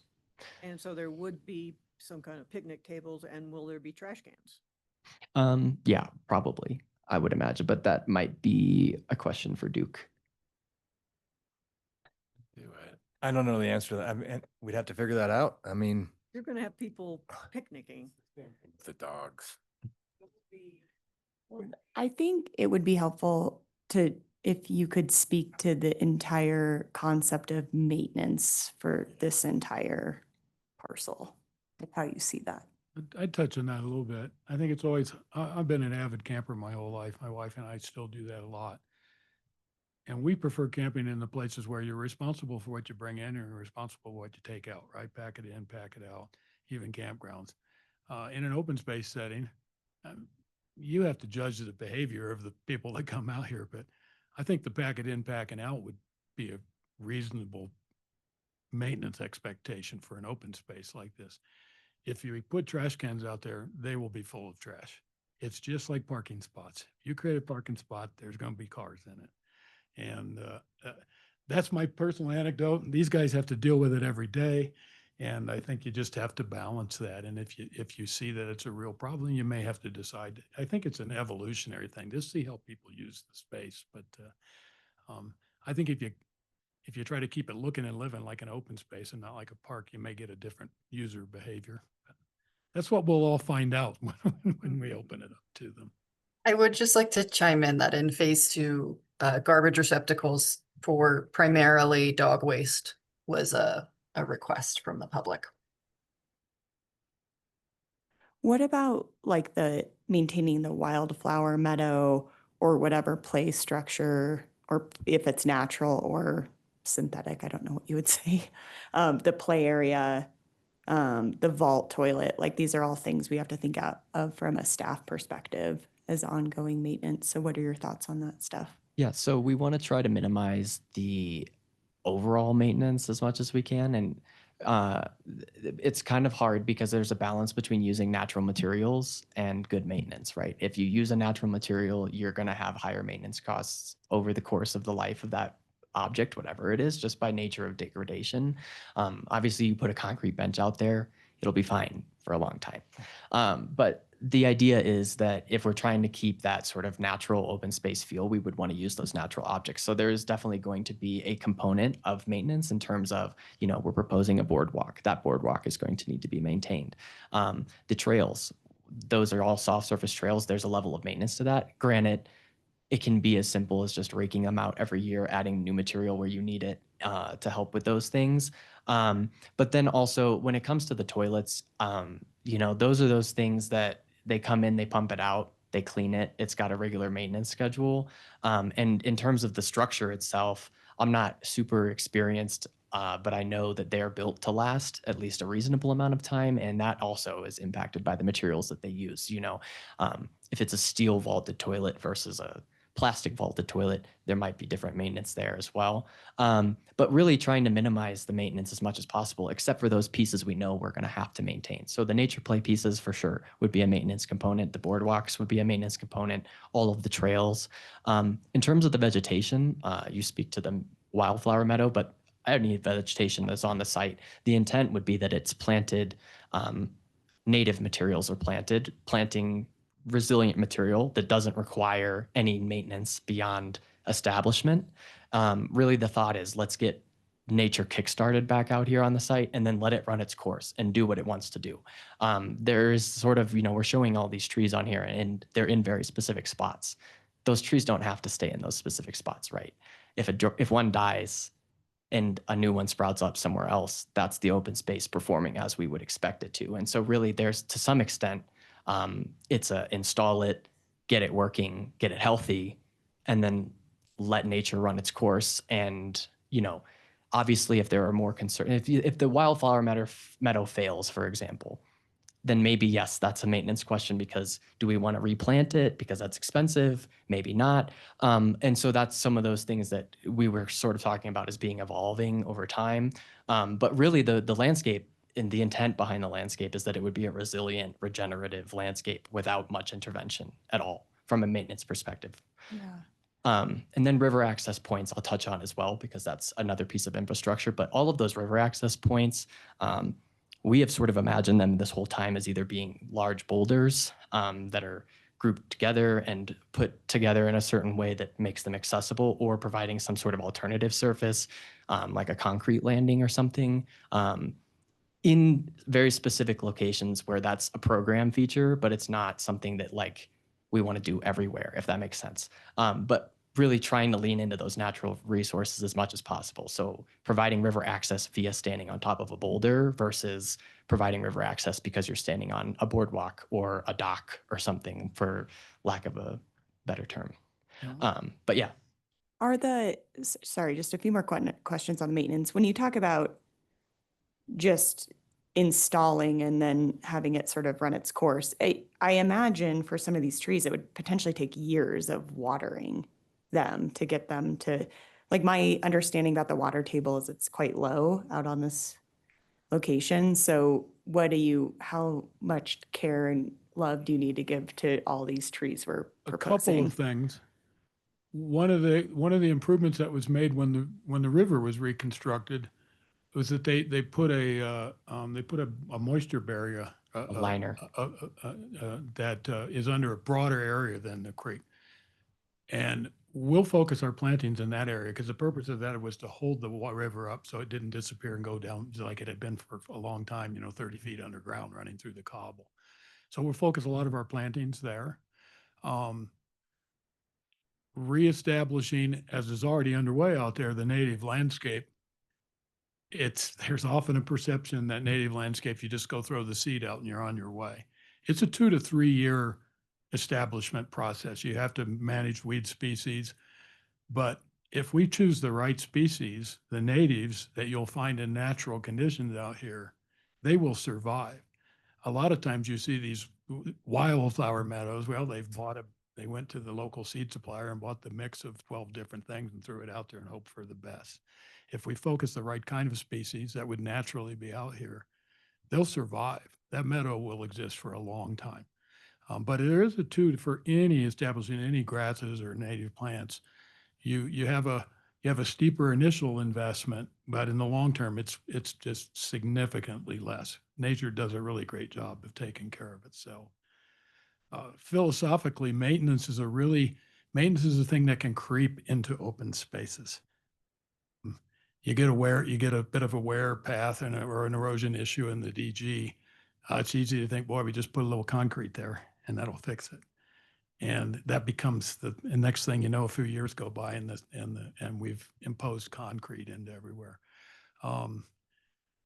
I think furnishings we put out here, my personal preference or belief would be, let's do wonderful rustic log timber tables that say open space. Yeah, they're not going to last as long, but they're going to contribute more to that experience than if we come in and put a vinyl clad table that might last 40 years. But it's a vinyl clad table sitting out in the middle of the open space. Those are to me, the important things that we should decide as you move into implementation phases. Keep it natural. It's really easy to creep I had it happen on a project we did a few years ago. Had a crusher fines trail through part of the open space. We were having some initial erosion problems. There was a lot of topography on the site, a lot more than this. And had some neighbors asking, what are you going to do about the trail that's washing out? Well, my client nicely agreed, well, we'll put concrete in there. We'll fix it. We'll take it out and we'll put concrete. And we did that. And we had 40 neighbors wanting to know why we put concrete in the open space. So it's just good to be cautious and prudent about that. Even like trash cans. The minute you introduce a trash can out there, a trash can in a native open space is a pretty big visual intrusion. So we want to be real. Maybe we put them, along McCain Road where people use them before or after they get out of the car. But those are things that will really, Tony and Duke and the folks that have to deal with it every day can help answer those questions, I think. Nikki, are we thinking this is going to be a place where people just stay on the trails and don't get into the natural?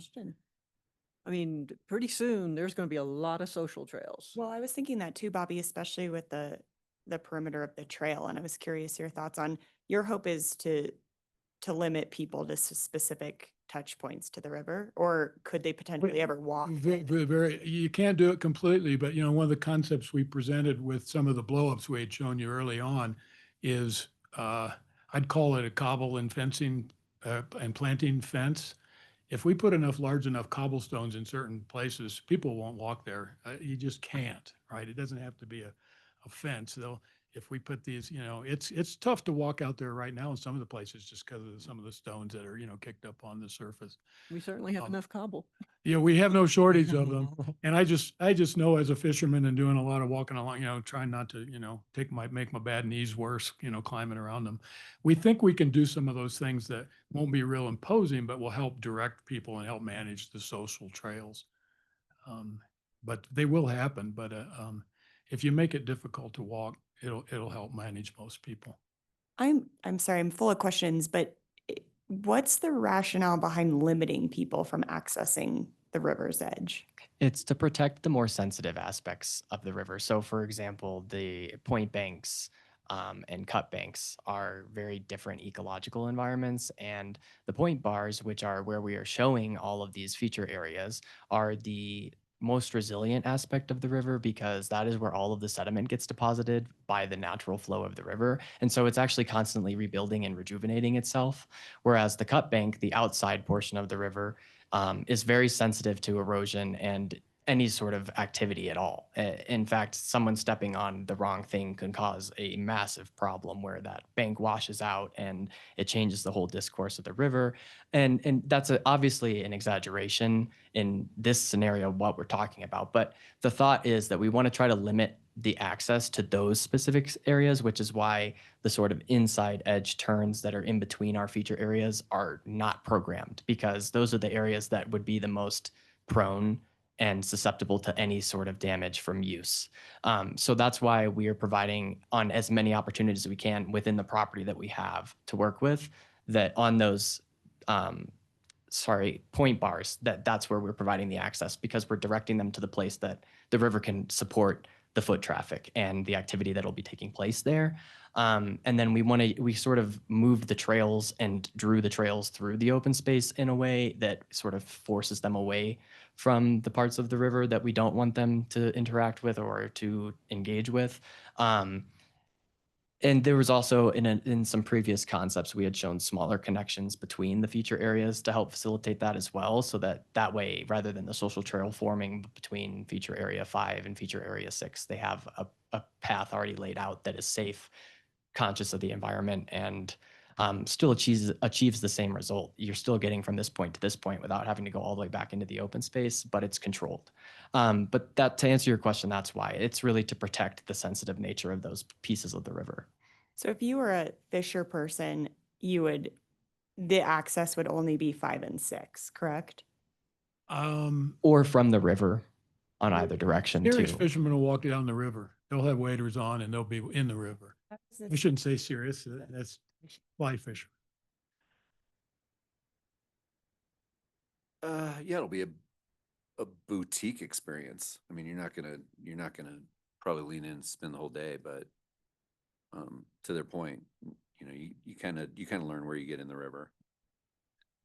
I totally understand what they're talking about with the cut bank, stuff like that, because everybody's walking that way. It's just gonna erode.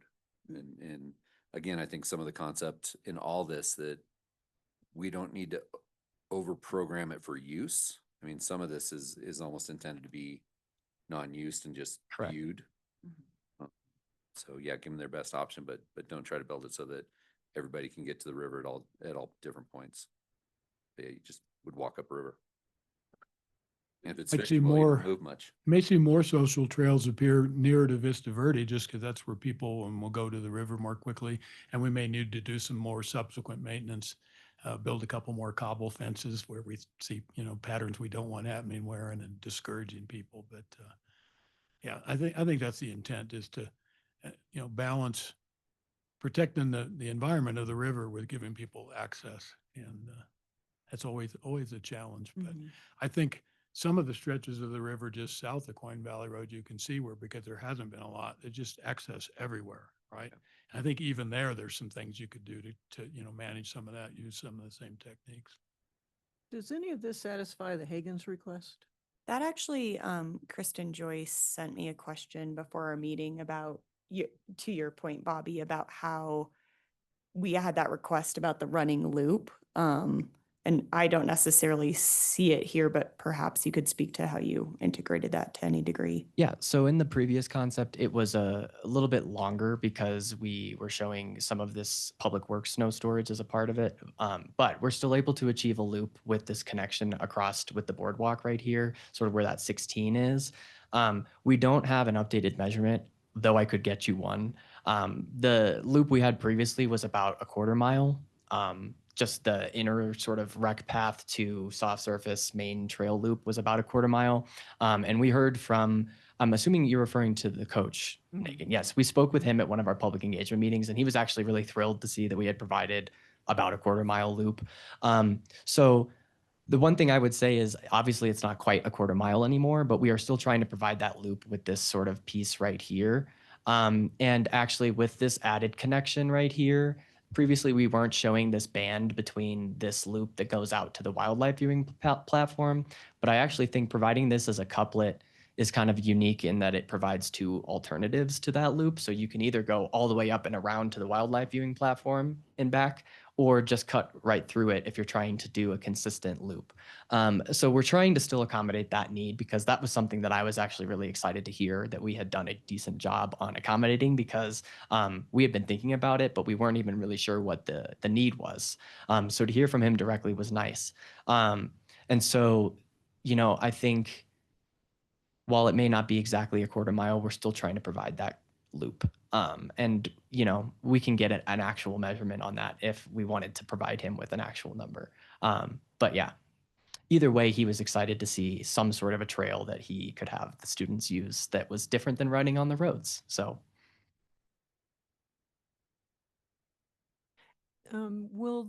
Will this number 10, the multipurpose trail, is that going to be the rec path And we're undoing the rest of the rec path, or are we gonna have parallel rec path?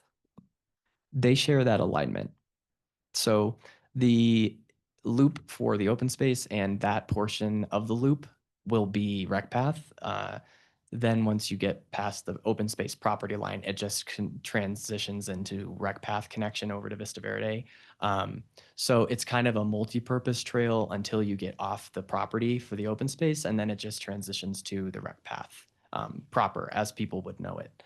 So up at 14 or down? Sorry, so from the edge of the property next to Coin Valley Road where the 1 is, all the way just past the 4, where the green goes away and it transitions to white, that portion would be rec path shared with the loop of the open space. But beyond that point to the north, it would just be rec path.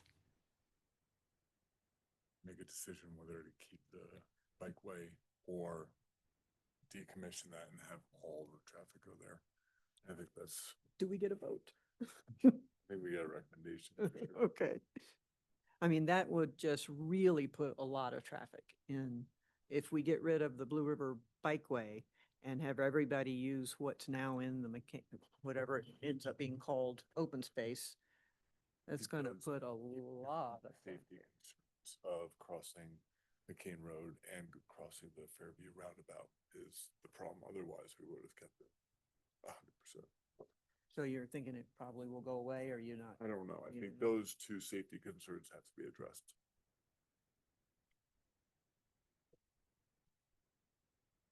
What other questions before we weigh in? Or if staff, if you want to speak to, I'd really be curious to your thoughts on maintenance, or when we talk about trash cans or play structures or any of those elements, like how you see that.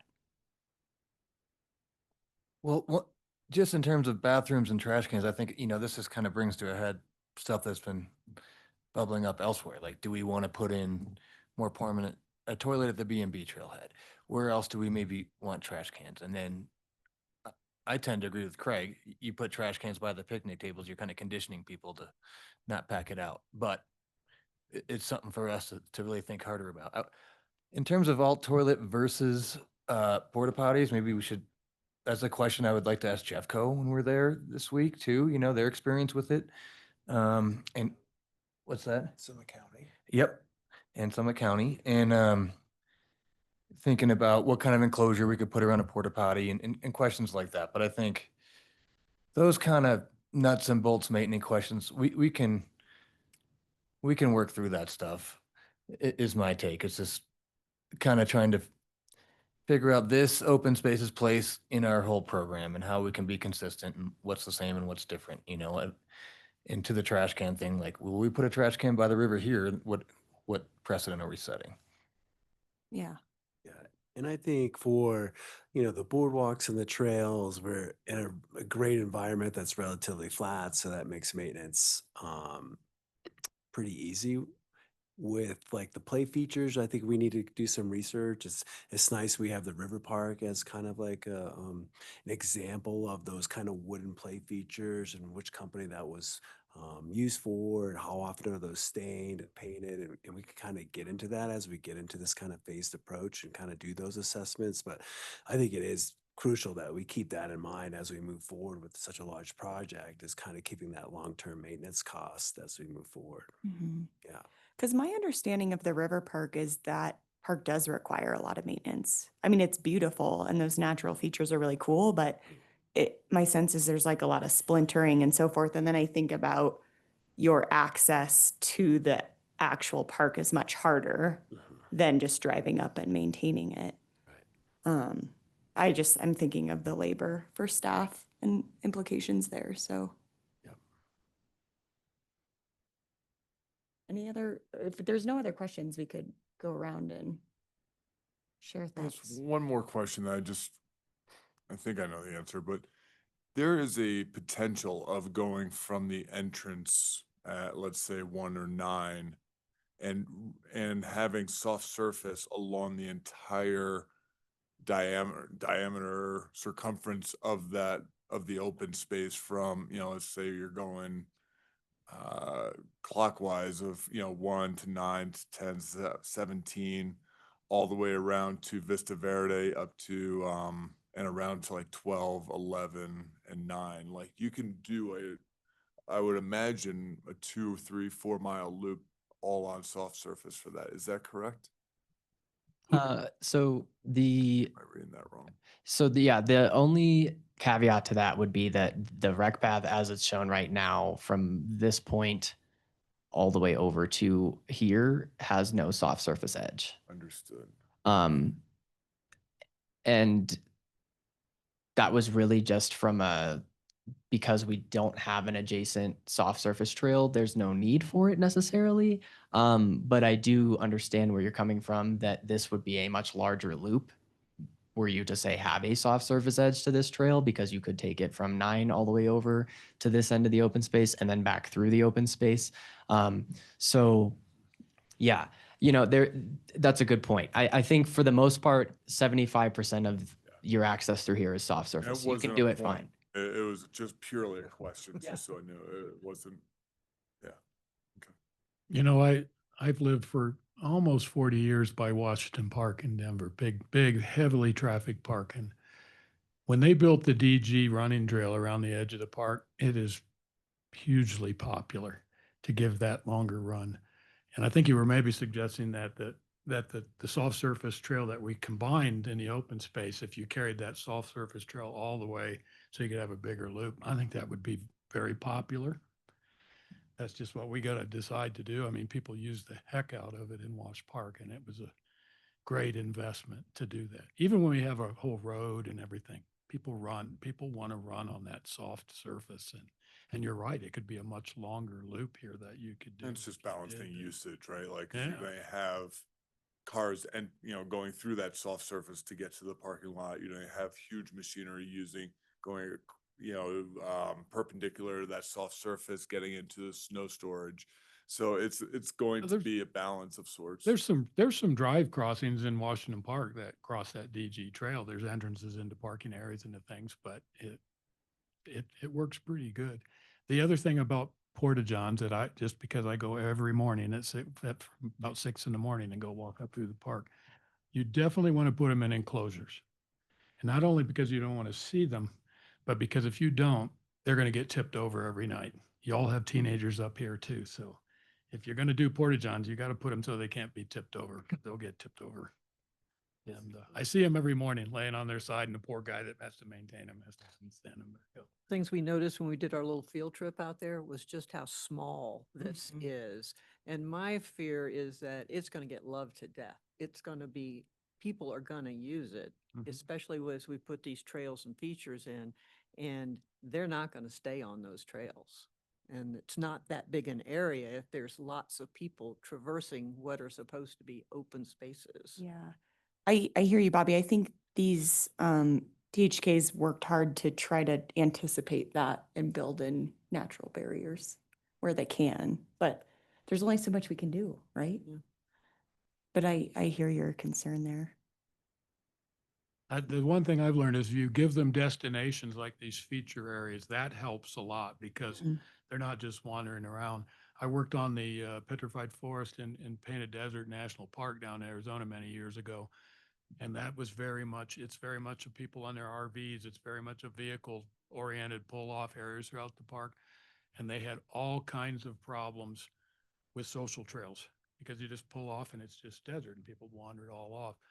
When we built destinations like a simple little overlook and a little placard, and then we reseeded those areas in serious 2 inches of rain a year desert. 2 years later, when I went back, most of the social trails were gone.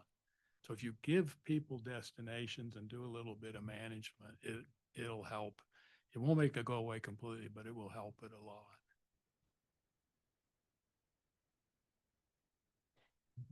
Matt, how do you feel about kicking us off over there? You always look to your left and start. All right, well, okay, let's have Chris kick us off today. How do you feel about that, Chris? What do you want to focus on?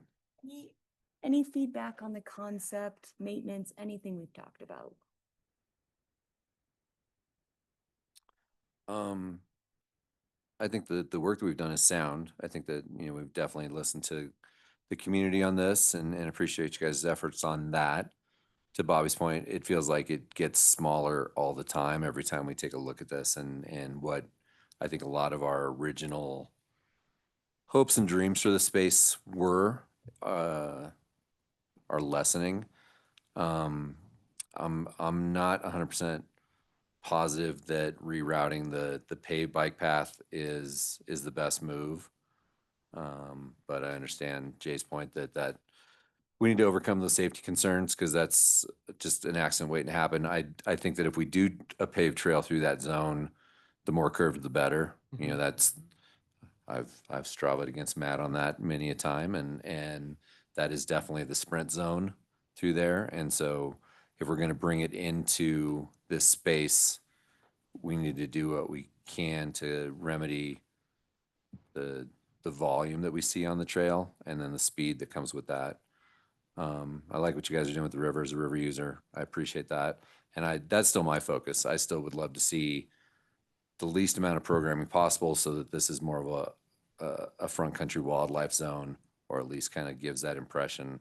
You know, we talked about some of the parks that are in Aspen and Telluride and even Crestview, that, you know, you get that natural sense of discovery, but it's not overly programmed, and it feels more part of nature than part of the urban zone. And I think that's still what I would hope for this space. But as far as the rest of the structure looks good, I think we are going to need to figure out the toilet thing. And I think that we definitely can do that. And if we can put them in the huts, we can get them up here too. So, it's work, but we can do it. How's that? Great. Thanks. So good. Okay. How you, Bobby? Well, I like the design. I mean, I think it's beautiful. It's well thought out. It's the implementation of it that concerns me a little bit. It's going to be a draw, and there's going to be more people than there are now, just because it's going to be such an attractive thing to go see and go do. And so I think the maintenance of it is going to be a bigger, longer term investment than we would like it to be. But I like the design. I think that falls back to the stewardship goals of your master plan. You got to get the public engaged in not only using this space, but being a part of Protecting it. taking care of it, engaging them in. Of McCain Open Space Group. Or whatever we're gonna call it. Yes. I it's think not we gonna call be it that. McCain, Let's but just call it that, the whatever we're gonna call it space. yes, of whatever. What do you think, Jay? Anything else?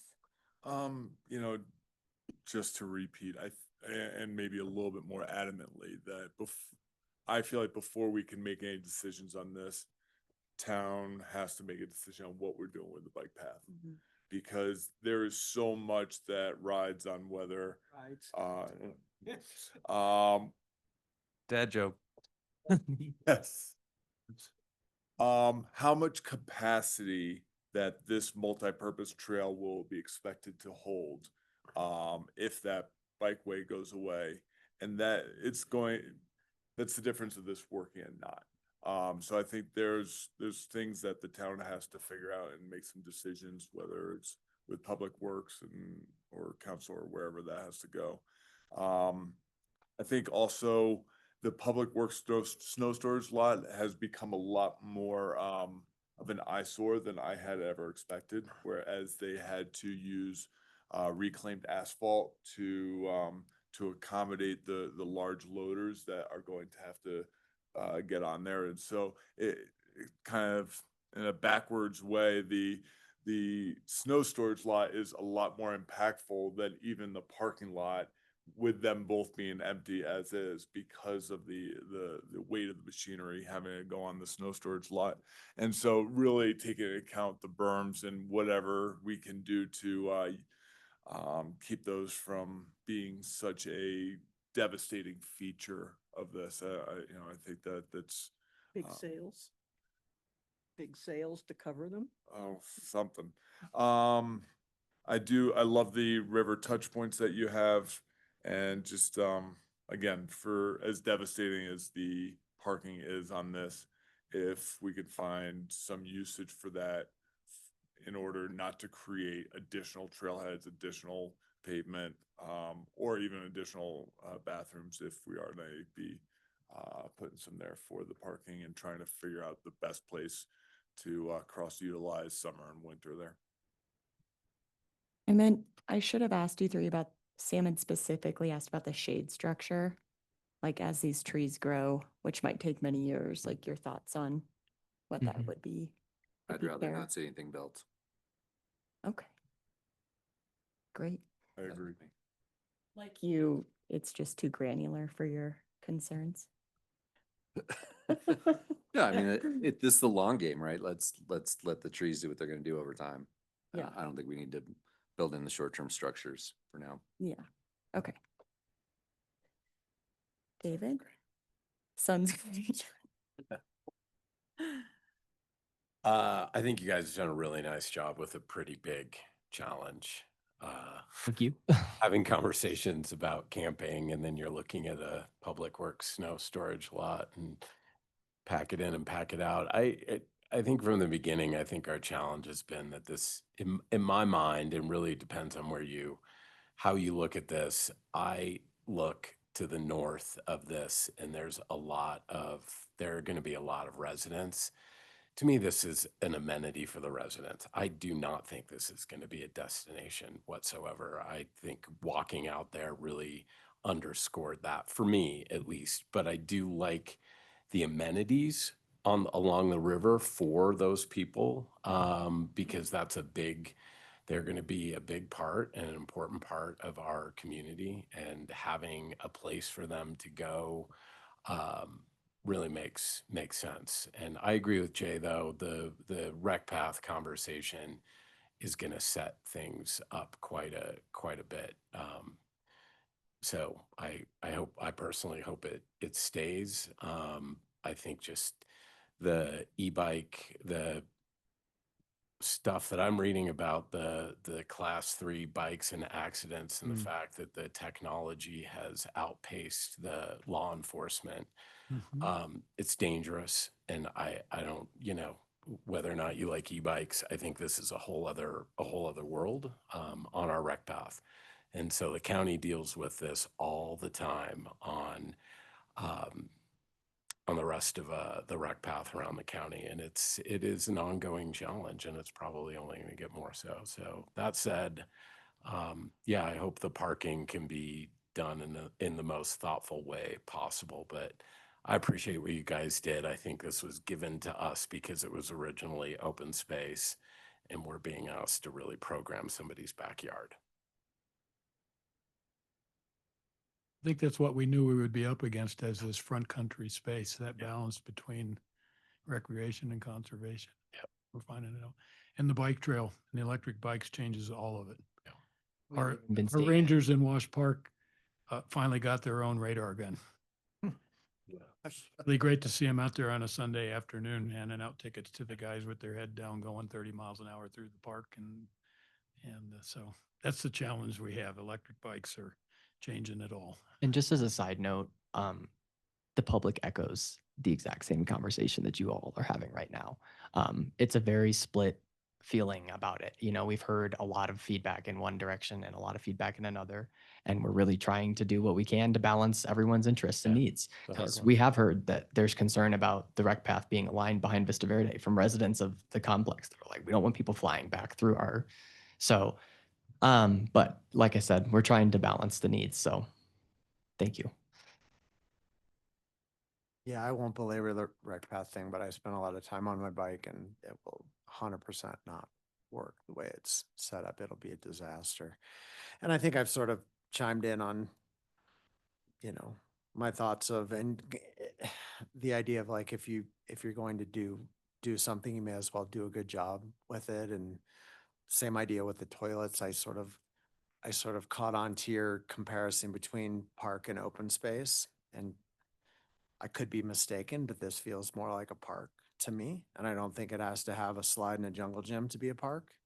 I think a park can be open space that you enjoy in different ways. And I think it's a great new option, amenity to offer residents and visitors also. And I kind of disagree with Dave. I do think that people are going to and this may not happen in year 1, 2, or 3, but certainly word is going to get out, and as it matures, I think it'll become a more popular destination.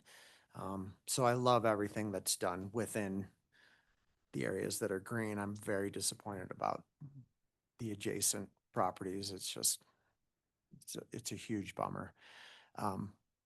But, you know, I think we should remain open-minded to, you know, creating the sort of facilities that, you know, suit and serve the people that come and visit it. And I do think, yeah, it's going to get plenty of use from Vista Verde, but I mean, it's bordered on one side by a state highway, on another side by rental property and a solar array. I mean, you know. And then on another side, US Forest Service land. Yeah. So it is Yeah, a mixed bag for it's sure. very, yeah, it's that there's a lot of stuff to consider in each direction for sure. But I think I think it's great, and I appreciate the consideration put into sort of making sure everybody sort of gets what they need out of it. Yeah. I like it too. I think it's great. I think you've done a great job thinking through it and every nook and cranny of it. I do worry about the implementation and maintenance piece. It's very green, but out there it's not so green. Like, I'm curious how many loads of topsoil it will take to make this happen and the cost implications of that. Really, these trees taking root. I believe that you know what you're doing. I just hope it pans out that way. And I think really thinking about what it will require staff to maintain this is hugely important. I love Jay's idea about the soft surface adjacent, so you could do that full loop. All the way around the. Yeah, I neighborhood. think that's think brilliant. That's a really easy thing to do. Yeah, And right. from what I've seen at Washpoke over a lot of years, people really want to run on that kind of surface. Yeah. There's a lake like that in Seattle called Green Lake, same thing with a paved and a dirt, and it works quite well. And I think it would help with the usage on that, depending how things fall with the rec path. But and lastly, I think we didn't talk about phasing, but I'd be curious how that might look as we build this out once it's the design settled upon. Yeah. We'll talk about that with staff as we finalize this. I think the most important thing, this is going to be my own personal preferences from having done this a few times. Get the landscape in first. The best tree you can plant is the one you planted 20 years ago, is a pretty old saying. And the other thing I've learned for reestablishing native areas is don't try to landscape it like it's a commercial landscape project. Plant a lot more smaller trees. The establishment rate will be better. It may take a few more years for them to get big, but you'll have a whole lot more of them and you'll spend a whole lot less money getting them there. Wasn't too many years ago, I toured the Arboretum at the University of Minnesota, and they had some great examples of that where they did different species of trees, and they planted 6-inch caliper B&B tree, same species, and they went down to it, and then they planted 1-inch bare root whips. And at 5 years, the 1-inch bare root whip tree was as big or bigger than any of the other trees. And so I think that's an important thing about landscaping open spaces is plan for the long term with how you do it. So I'm always a proponent to get the basic trails and the landscape in first so people can use it.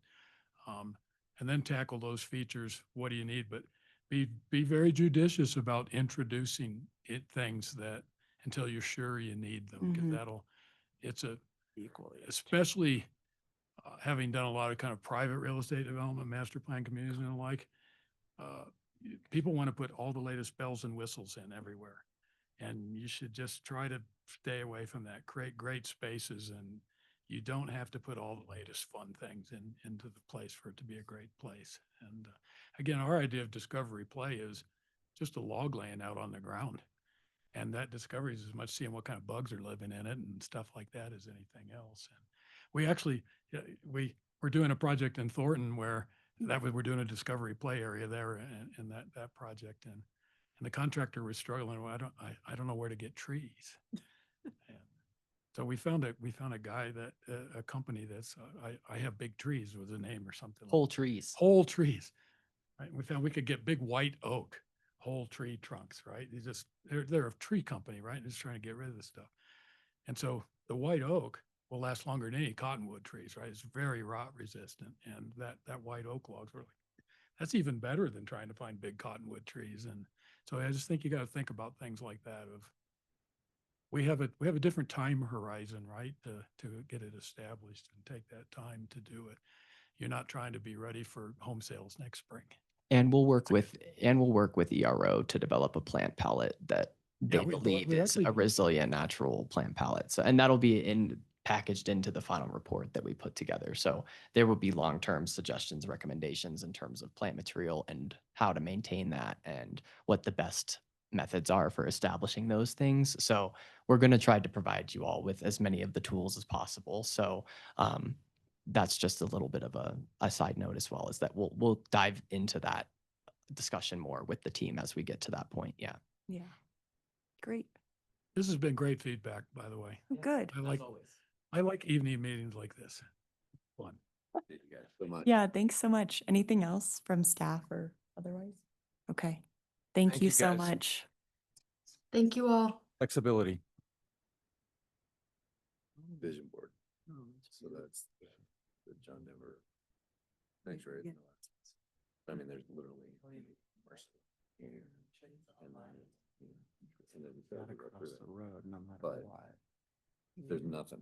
There's everything but nothing, right? So it's like, I know that's not what we're building, but. Thank you. Thank you. Still Laura, if she's still on there. But there's a tunnel here. Just like it was. Oh, it's me. Okay, thank you. Hey. Okay, so we'll do our open space grant review. Yeah, in your guys' packet, you should have seen. Oh, do you want to use the microphone, Alex? In your guys' Or- BOSAC packet, you should have seen 2 applications from our usual suspects that submit grant requests, CFI and FDRD. Both their applications and short reports were included in the packet. The reports are kind of just highlighting the work that they did with last year's funding and what they're planning on doing this upcoming year. FDRD's program is Youth Forests and Trails, and CFI is focusing on the Blue Lakes Trail just outside of Quandary. And we just wanted to see if you guys had any questions about those proposals, if you feel comfortable with approving them, and any other feedback you might have for us. Go ahead, Matt. Was there some crossover between the 14ers and the FDRD with the trails out by Quandary? I don't believe so, no. I couldn't quite discern if it was, they were talking about doing some similar Good work. question. Yeah. You're right, Matt. Yep. They work directly with, in partnership with CFI on the Blue Lakes Trailhead. They did rock check steps.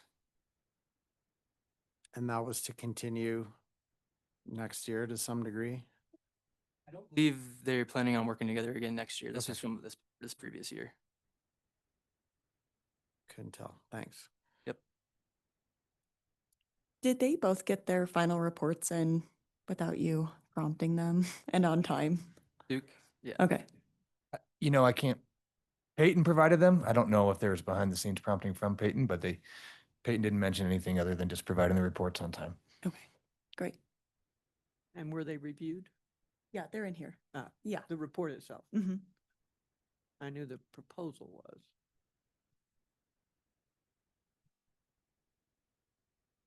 Anyone have any questions or concerns?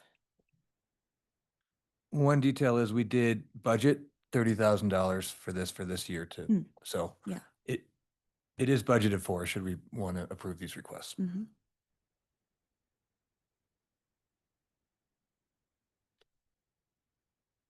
Have you been out there like with like Spruce Creek area with that? How do you? You know, it's more on a personal level of going out there and look. FDRD doesn't invite us since it is Forest Service, but it is something that we could look into since we are providing some money if we wanted to provide some, oversight, or we've got great partnerships with them and brainstorming and talking over ideas of how things could be done or are done.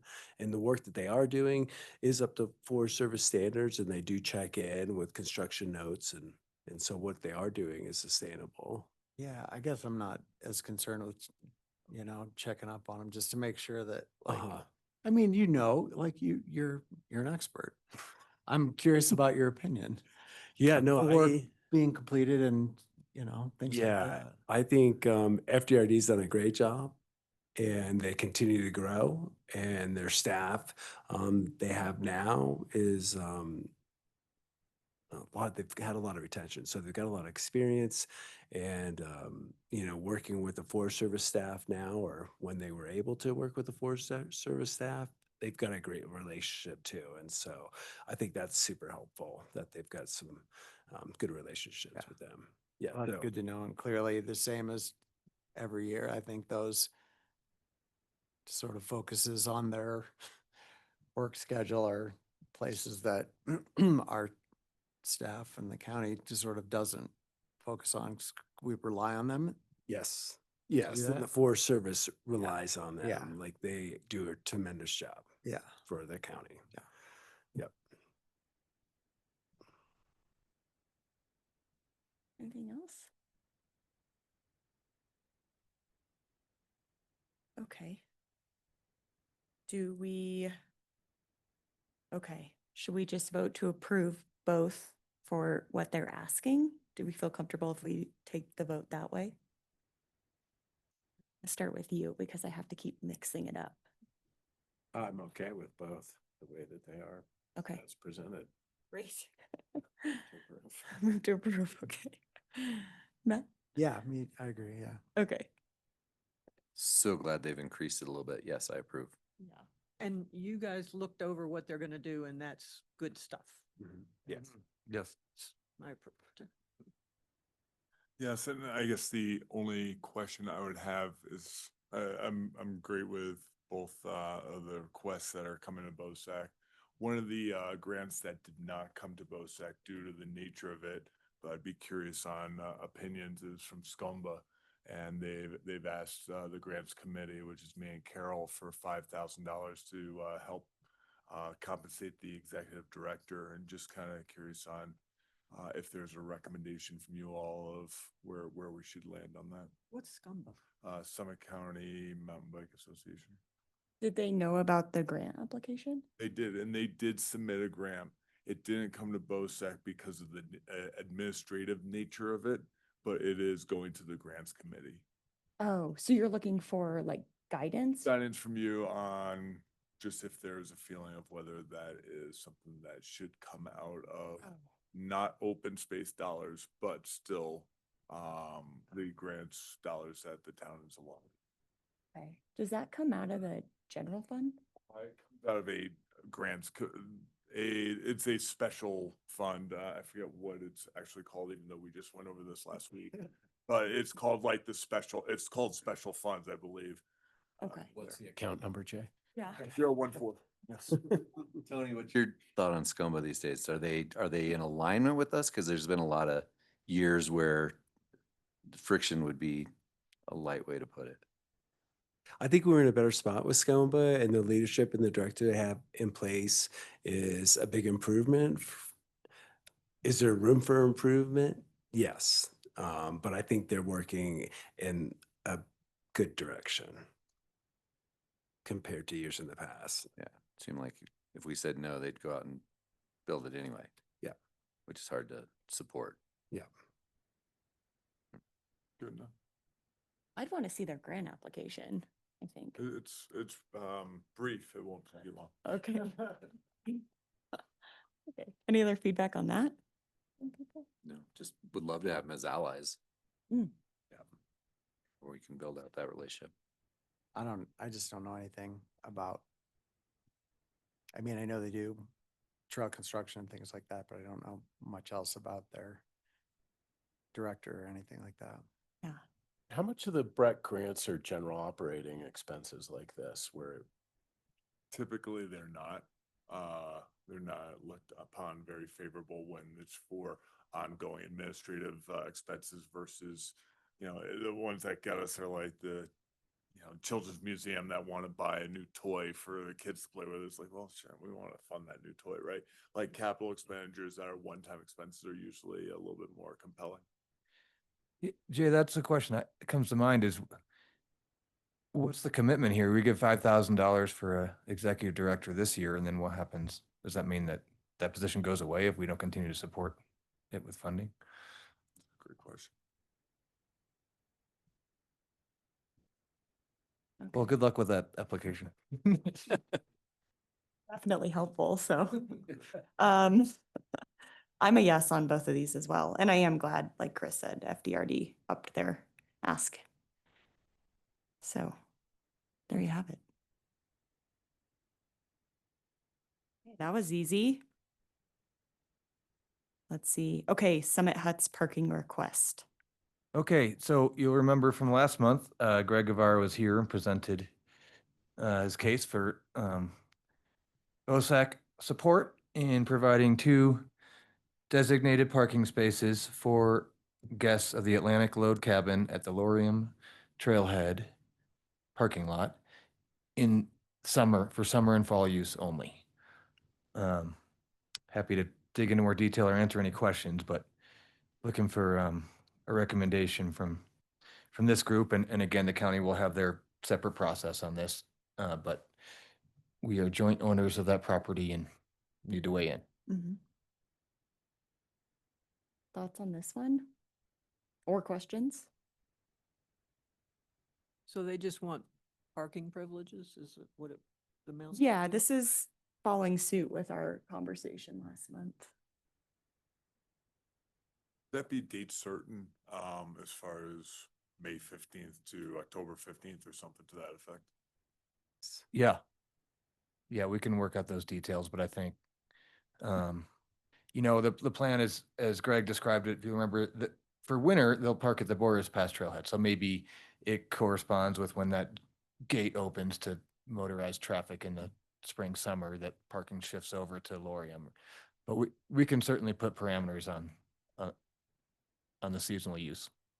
I guess my only concern is with that parking being so brand spanking new, that will there be time in early spring or probably early spring that will need maintenance, that will need some love where it's totally clear and doesn't have anyone where if anything's kind of eroded off the backside. And I would just hate to have those cars, parked there immediately when County Road and Bridge has the opportunity to fix those, or whoever else that responsibility might be. Find as many.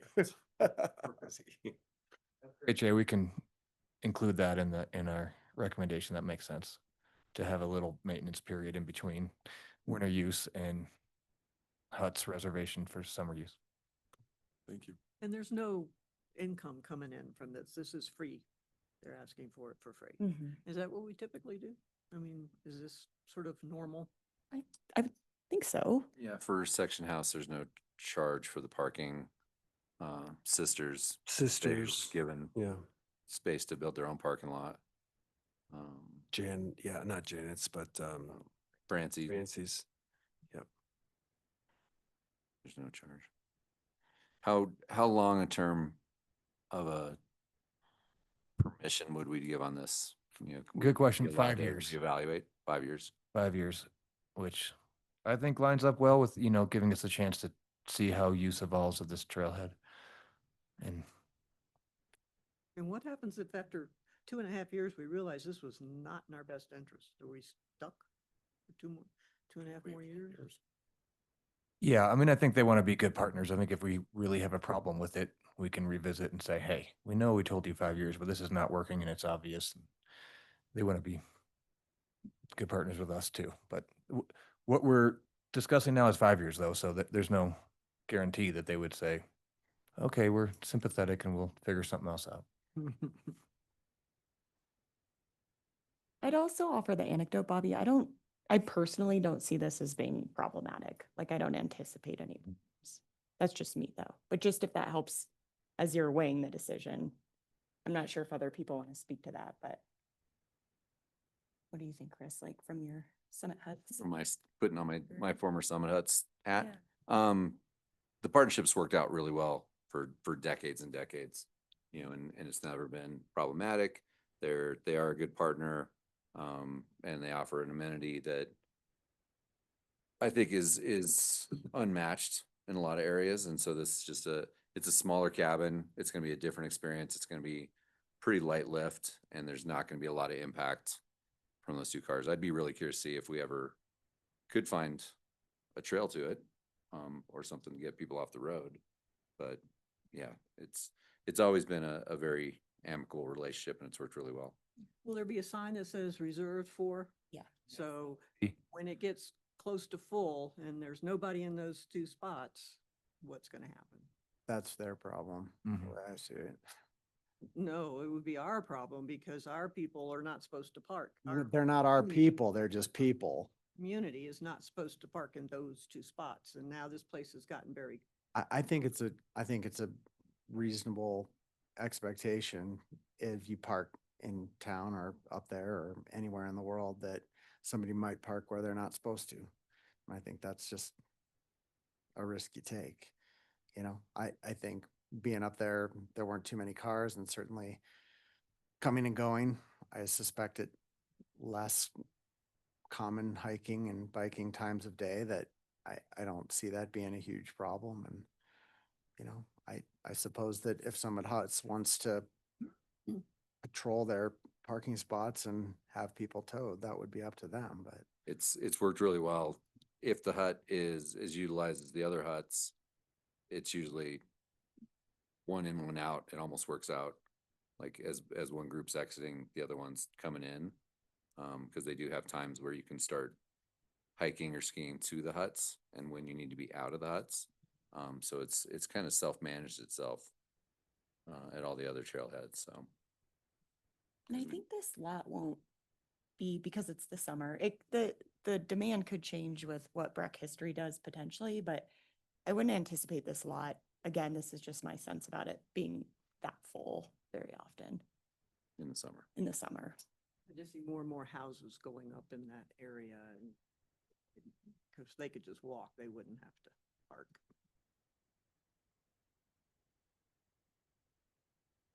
So I'm good with it, including Jay's caveat that maintenance needs to be certain dates and maintenance should be considered in the final decision about what those dates are. Okay, great. Same day, or Dave shouldn't choose for you. I'm gonna just abstain since this is county's got their own process. Oh, okay. So David is abstaining. Got it. Chris, good? Sounds good. Yes, I'm okay with it. Okay. Jace? Yes, same here. Good to go. Okay, thank you. Yes. Okay. So other matters related to open space. Anybody have anything? Okay. Just reminding us that we're going to miss Chris and David and Kristen. The rest of us are going on a field trip. We'll miss the three of you. But 7 o'clock, rec center. 7 o'clock rec center. Late. Yeah, we're leaving at 7. So perhaps a bit earlier. Maybe. May want to use the bathrooms before. Weather. Anything else on that we need to bring? Water bottle, bring a water bottle. That's. I'm gonna go through the rough itinerary. Yeah, I think the rough itinerary is we are going to meet Jefferson County staff at the Gateway Trailhead. So that's the entrance off the canyon of Highway 6 right there. And then we are going to take a tour of the new part of the infrastructure trail that hasn't been opened yet. And then from there, we'll head to the Apex Trailhead and talk about directional trails, possibly talk about vaulted toilets and infrastructure at popular trailheads. And then around 12:30, we'll head to their office in Golden for lunch and Q&A. And then our plan is to leave there around 3 o'clock. Great. Yeah. Anything else on this? Okay, Jay, your turn. Council matters. I wanted to quickly go through just some things from budget that we talked about last week, and then if there is any interest to dive further, we can. But just some reminders that both or open space and trails is funded by a 0.5% town sales tax. That basically funds 4 year-round employees plus 9 seasonal employees. Those employees manage about 5,200 acres and 70 miles of trails. These are things that I just think that you probably all know, but it's good to have kind of on top of your head. They're really good talking points for when when we're with the public. Just so you know that our revenues are expected to decrease by about 5.5%, which it gives us about $4.6 million in revenue for 2026. The proposed 2026 expense budget for the open space fund is 6 million. So if you do the math, the expenses are greater than the revenues, which I think is something that we need to be aware of moving forward. The 2026 budget includes a reduction from $4 million to $3 million in land acquisitions. So as you know, in the past, at least from my time here, there hasn't been a ton of opportunity cost. If we're like, well, if we buy this, then we can't buy that. Where there's starting to be some choices to be had based on how much land comes available in any given year. The ending balance for the open space fund is projected to be $4.4 million based on those revenues and those expenses at the end of next year. So just thinking about the overall health of that fund. We talked about it at dinner, but it is believed that we're going from a development phase to a stewardship phase. And when looking at this, what does that mean? It doesn't mean that we stop building trails altogether, but that we're really focused on what do we do with the current infrastructure. I guess I'll stop there for now. And if there's any questions right now, before I stop, just looking at expanding out and extrapolating to the end of 2030, which is 5 years from now, given that we're projecting sales tax to be flat for those 4 years after 2026, we still have a balance of $7 million in the open space fund from revenue, and an ending balance of $2.1 million after expenses. So even given some very conservative estimates and aggressive acquisition budgets of having land available that's saying have us spend $3-4 million a year, the fund is still solvent up through 2030. But it's definitely anytime you have decreased revenues and increased expenses, that at some point that's going to run out if that continues. Not saying it will, but just kind of give some perspective. Somewhat useful. Our pro forma that everybody went a little deeper on a line item. No, I think if you look at charges for service, so like our subcontractors, that keeps going up because we have more land and more area to manage and to hire subcontractors for, whether it's something like the McCain master plan or some of the construction projects we have for the new trails. And that would also include all of our studies and Yes, everything that we bring in like that. yes, like ecometrics. Right. What about implementing McCain? So we have $550,000 budgeted for 2026, and beyond that, we don't have a placeholder for that. One big reason is we don't have a cost estimate, but we'll need to start to, we talk about phasing. We're going to need to start to incorporate that into the budget beyond 2026. Yeah. And one small thing that was very good, Jay, considering all the budget review you had to do last week. We only spent 2.1 million on land acquisitions this year when we had budgeted 4. and maybe something pops up, but likely anything that popped up right now, we would close in 2026. So really these projected fund balances are a little low because you could add 1.9 million to every year going forward. So we need to just, I totally agree with Jay. We need to be cognizant of an opportunity cost, and we're budgeting 3 million per year in land acquisition through 2030. We may need to tweak that one direction or another, but it's just important to realize that our fund balance is a little bit higher because we didn't wind up spending close to that 4 million we had budgeted for this year.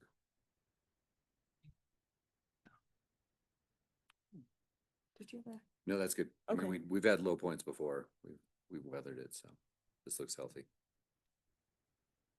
Yeah, were there any other specific pro forma questions? No. I Thanks missed for the the day of Mark summary. Truckee talking to us for 2 hours about pro forma, but. Yeah. Oh, Mark, did you have a those were the comment? days. Those are my happy days. Duke covered what I was going to say. Oh, okay. Great. Okay. Are we good then on that? One thing is I did talk about this a bit with Bobby, and she gave me some constructive feedback. I can do, maybe next year I'll provide like a legend, like what each category actually entails, charges for services and fixed costs and things like that. So it's spelled out a little clearer. So I'll do that in the future. Great. All right. I think we're done. Seems like you don't want to be. I know I just get stressed. Not everybody has had their piece, but I'm gathering by the silence they have. So I will move to adjourn. Can you do that? I can. I just did. Okay. A second from this side. She's Matt. Nice job, nice job. Wow, we got through a lot.